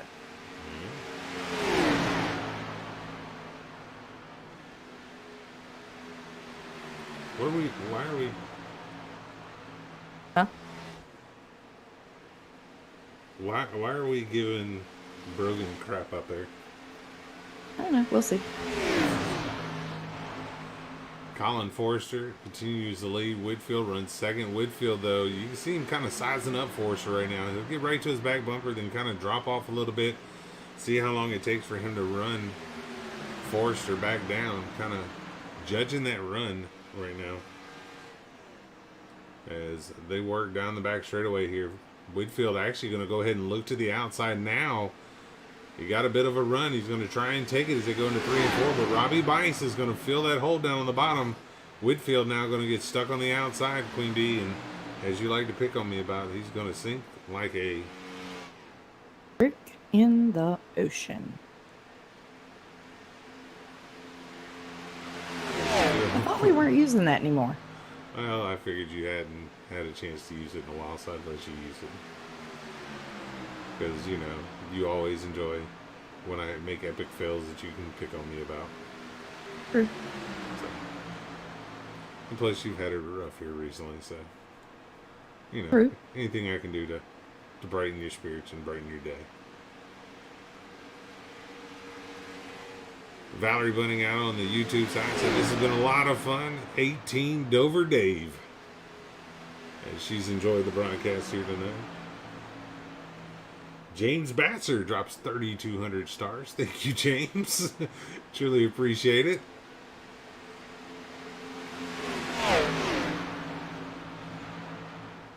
As Colin Forster continues the lead over Robbie Bice now. Castle now up to third. Whitfield, after attempting to make that move, he's going to fall to fourth.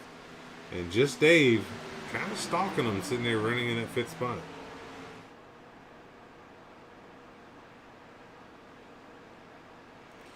Well, Sam, we appreciate you hanging out for the stream, man.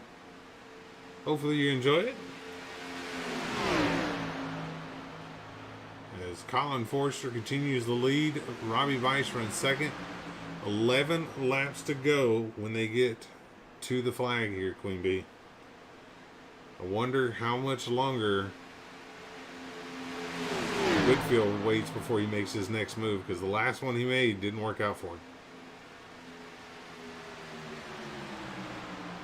Very true.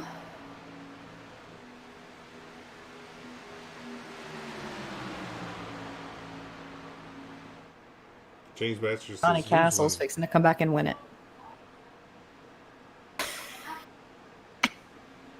You heard the Queen Bee? I can't. What? You heard the Queen Bee? What did I do? Said who's going to come back and win it. Santa with the stars. Appreciate the stars there, Santa.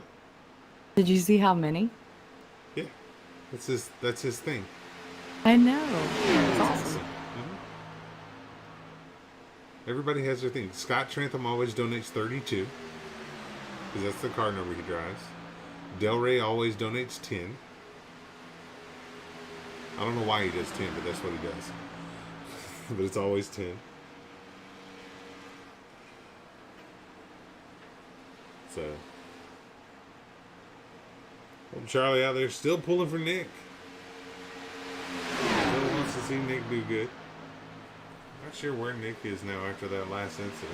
Nick actually, he's running 13. 5 laps back, but still going to walk away with probably a good finish here. As actually they're going to catch up to him here through the tri-oval. As how about this? Johnny Castle to the lead, Queen Bee. Nobody puts him in a corner. 9 laps to go, and they've decided they're not going to wait till the last lap to make a move. They're going to go ahead and start making their moves now as Johnny Castle goes from 4th to the lead here. As you watch Whitfield on that high side, once again, he goes to the top, and nobody's up there with him. Kyle Larson is. Oh, wait, that's Dave. Just Dave. Charlie, you're more than welcome. We appreciate you coming and hanging out with us, man, and talking to us and interacting with us.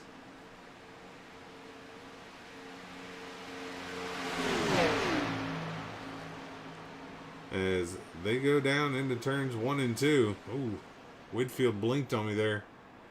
Oh, no. No, don't do that, Wesley. Oh, Wesley's still blinking. Oh, no. Queen Bee, tell me he didn't. I haven't seen him drop yet.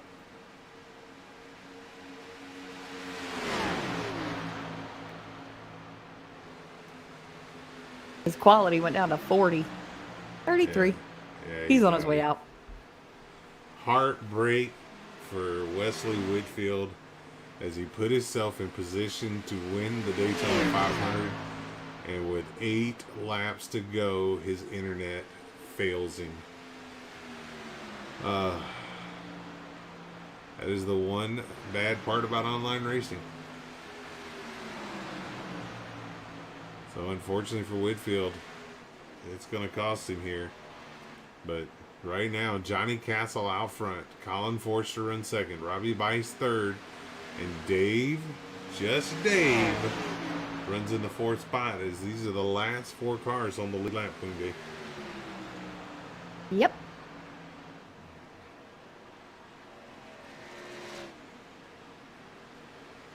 So here we go. But I tell you, right now, it looks like Castle and Forster are starting to pull away from Bice and Dave here. If Bice and Dave want anything to do with this battle, they're going to have to get up on the wheel and get after it, because right now Castle and Forster almost a second up on Robbie Bice as they work down the back straightaway here. Castle and Forster taking advantage of the fact that their cars aren't damaged, and they're going to try and distance themselves from the rest of the field. Picked a great time for my ATVO to die. So we're back up and going.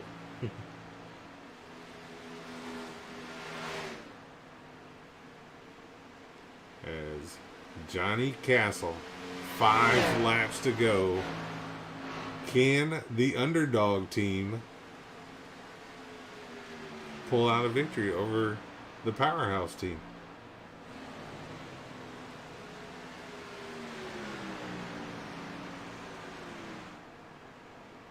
That is going to be the question.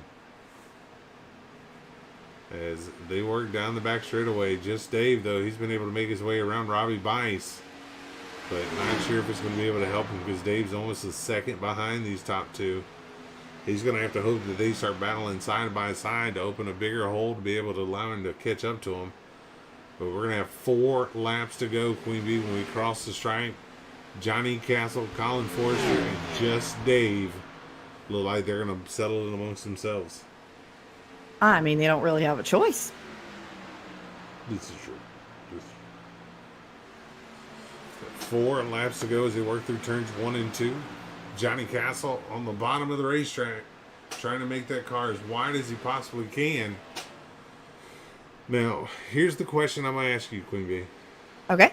Other than having to go around lap traffic, potentially having to go to the high side to get around lap traffic, if you're Johnny Castle, are you coming off that yellow line? Yes. All right. As they cross the stripe here, 3 laps remain. Johnny Castle, Colin Forster, just Dave. Dave's now back in the picture as he's finally been able to catch back up to the back bumper.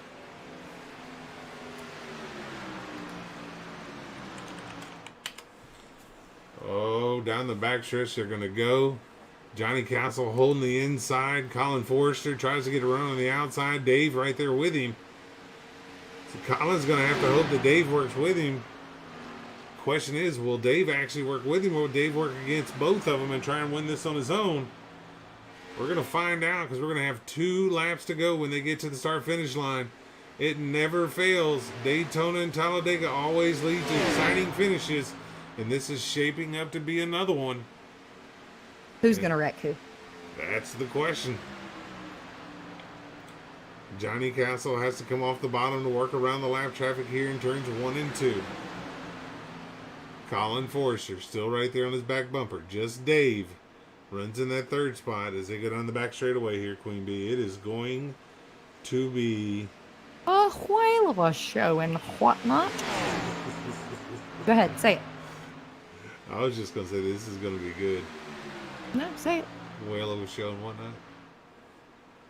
Wow, you buzzkilled that one. Thank you. I'm sorry. I was laughing. I couldn't say it while laughing. But do you know what it is now, though? It's time for the Serena Sweet Soaps 1 to go white flag. It is white flag out in the air for Johnny Castle and Colin Forster and just Dave. When does Colin Forster make his move? What does Johnny Castle do to hold him off? And does just Dave trick them all and take away the win as they go down the back straightaway here, Queen Bee? He could definitely go down to the grass, but Colin Forrester is going to look to the outside of Johnny Castle. Do we have a... Oh, door. Hey, wee man. Oh, at this point, you door everybody. Oh, yeah. Oh, contact. They're going to wreck. All 3 of them wreck. 2 of them incidented out. Can Johnny Castle turn it around and get it across the... Oh, nope. Nope. Yeah, problems. Oh, no. Johnny Castle needs to hurry up and get it turned around. Robbie Bice is going to come off of turn number 4 from 15 seconds back. Your winner of the Daytona 500 is going to be Robbie Bice. Wow. No hood. Oh.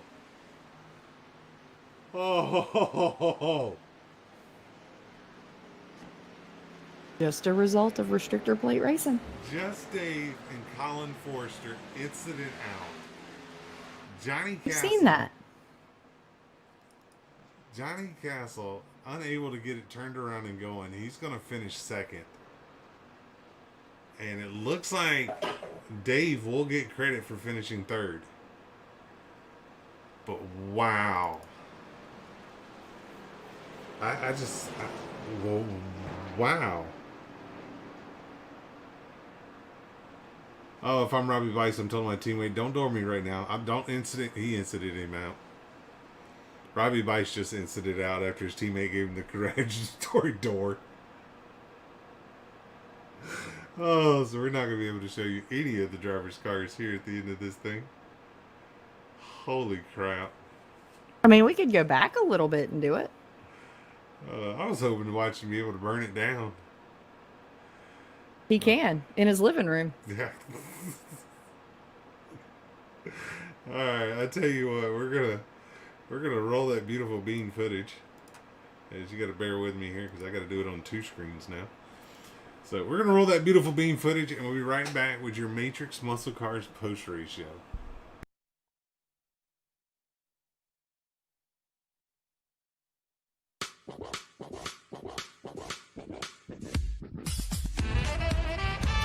Let me ask you, do you have projects hanging around your yard? Maybe they're in your garage. Or hey, if you're my dad, you find them every time you cut grass. Let me tell you what, you need to check out the guys at Matrix Muscle Cars. Let me tell you about this little company down there in Birmingham, Alabama called Matrix Muscle Cars. These guys take old and make new. Whether it be a full restoration, hey, who knows, maybe you got a rat rod that you want custom, a pickup, they can do it all. Let me tell you, they like to take old and make new. All right, so that's all I've got. Be sure you go check them out on Facebook. Once again, Matrix Muscle Cars, Birmingham, Alabama, taking old and making new. Hey, which way is it to Alabama?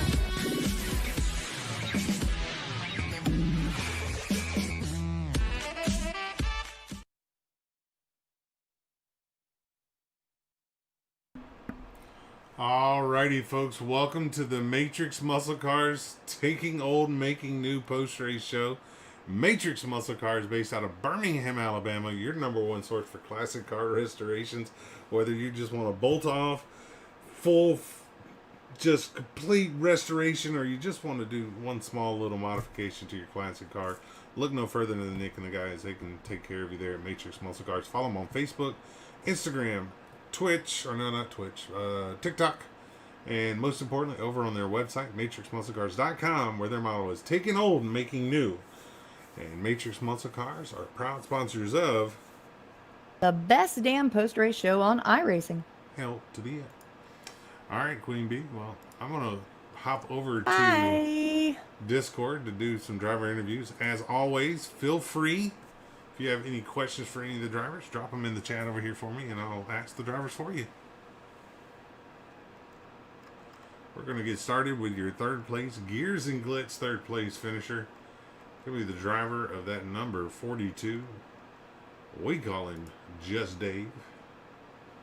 So we'll move down to the booth. Dave, Robbie in the booth, you got a copy. Yes, sir. Well, man, walk us through that crazy finish. It looked like you were going to be able to miss the incident, but then it kind of caught you. Yeah, I just want, I tried. I need to go with them or just let them wreck or maybe just stay away from. But, always go for the win. So, different times, in a weekend, I just can't pass the flag, Pretty bad. Yeah, definitely, man. I tell you, though, Queen Bee wants to know, man, what was your strategy coming into tonight? The Daytona 500 is such a long race. What was your plan coming into it, and did you stick to it, or did you have to adapt as the race went on? That depends. You need to drive.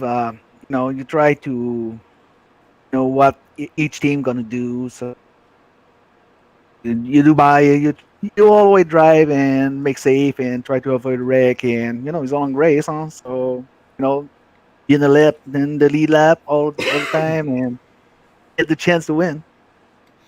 Heck yeah, brother. Well, you've done an awesome job tonight. You're going to walk away tonight's GearsandGlitz.com third place finisher. Who all do you want to give shout outs to, man? Thank you. No one you want to give a shout out to? Shout out up. Whoever you want to say thank you to. Like they doing Slapshot, my coworker, so no problem. No, every time in the league, we're always here to make some fun. Heck yeah, And happen a lot of things happen, so everybody working next Monday, so need to have fun on the night. Heck yeah, man. That's what it's all about. Well, Yeah, Dave, thank you. congratulations again on being the third place finisher, man, and look forward to watching you throughout the season. Yeah, of course. Yeah. Alrighty, that is your third place finisher tonight, driver of that number 42. We call him Just Dave. Oh, Dave Corchesney. Or Corshane. Eventually I'm going to say it right. Eventually. I will say it right, reader. I promise. I screw it up all the time, and I get told how to say it all the time. And I still screw it up. It's kind of what I do. Now we're going to catch up with your second place finisher, the man that led coming to the white flag, but unfortunately doesn't lead at the very end. Your Gearhead Coffee second place finisher tonight, Johnny Castle. Robbie in the booth, you got a copy.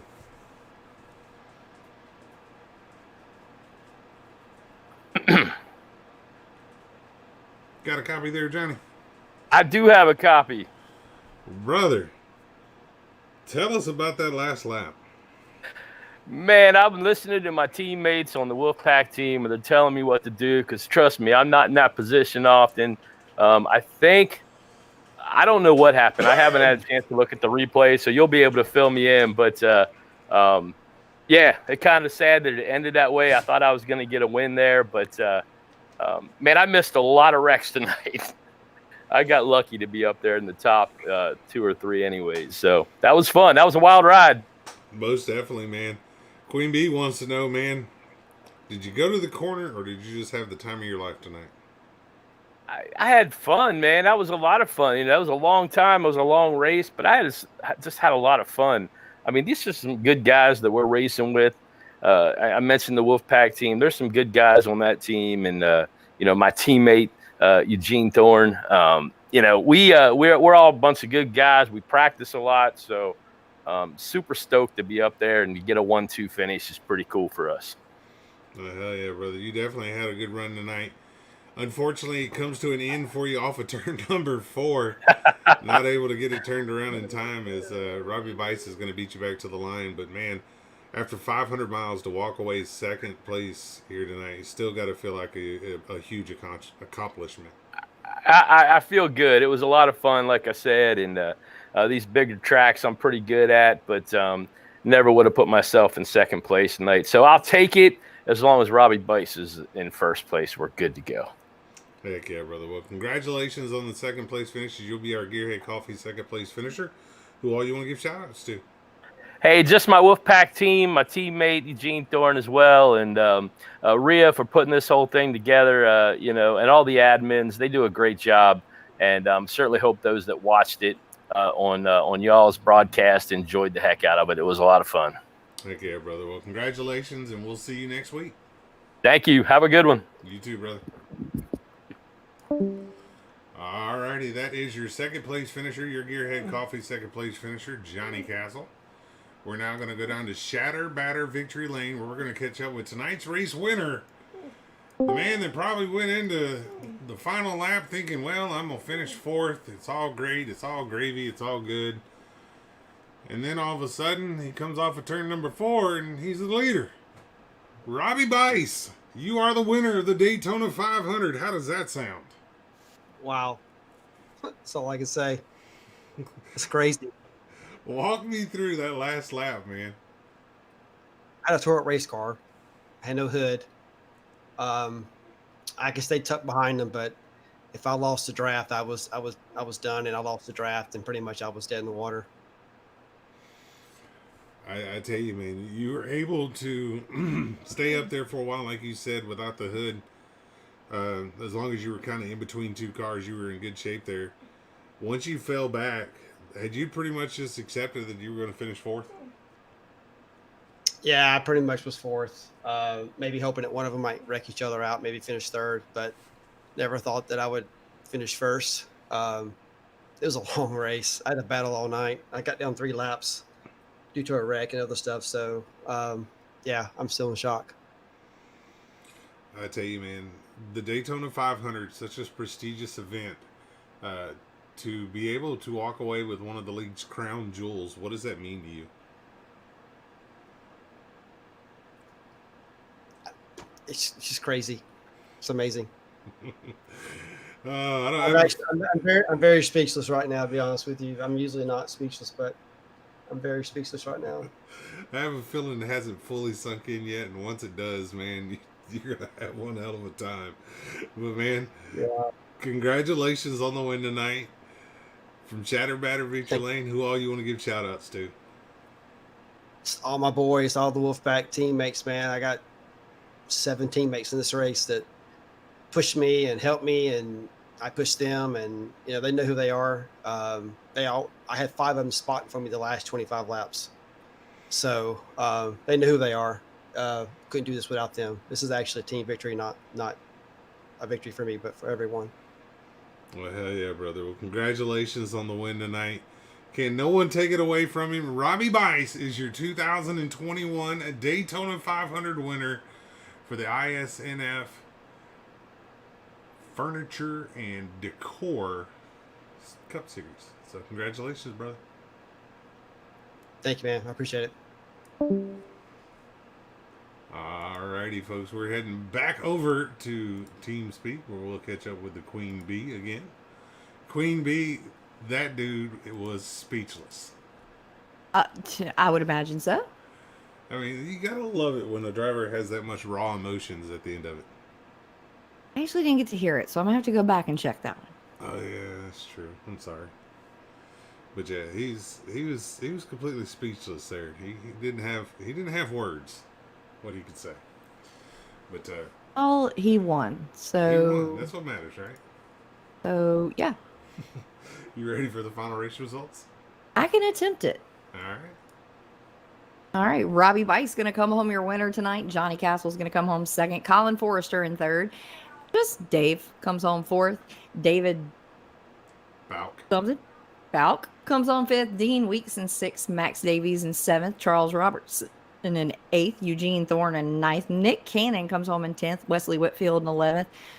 Shane Wilden Sr. comes home 12th. Austin Rhodes come home 13th. Eddie Rivers in 14th. Sean McLaughlin in 15th. Jason Ricketts in 16th. Jeff Weimer in 17th.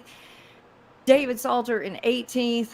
Charles Ryan Garrett comes home 19th. Michael Lester in 20th. Gary Armijo in 21st. Brian Chu 22nd. Matthew Fitz 23rd.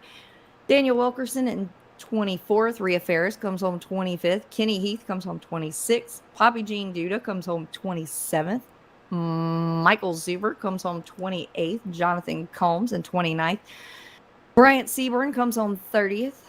Albert Hewins in 31st. Chad Hitchcock 32nd. William Brown 33rd. Chuck Cobb 34th. Ethan Woodward 35th. And Carl Rourke comes home 36th.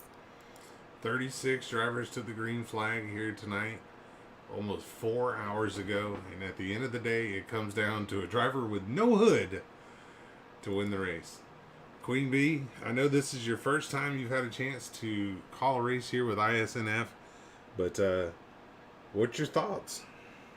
I think it's going to be an interesting season. It most definitely will.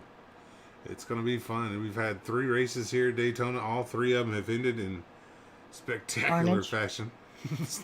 So it has definitely been fun. But any final words from the Queen Bee before we get out of here?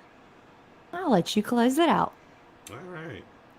Well, I always try to tell everybody, make sure that you hug and kiss the ones you love, because life is short. You never know when you're not going to have that opportunity again, so make sure you do that. If you enjoyed the broadcast, it's your first time here, make sure you hit the like and share button over on Facebook and drop us a follow.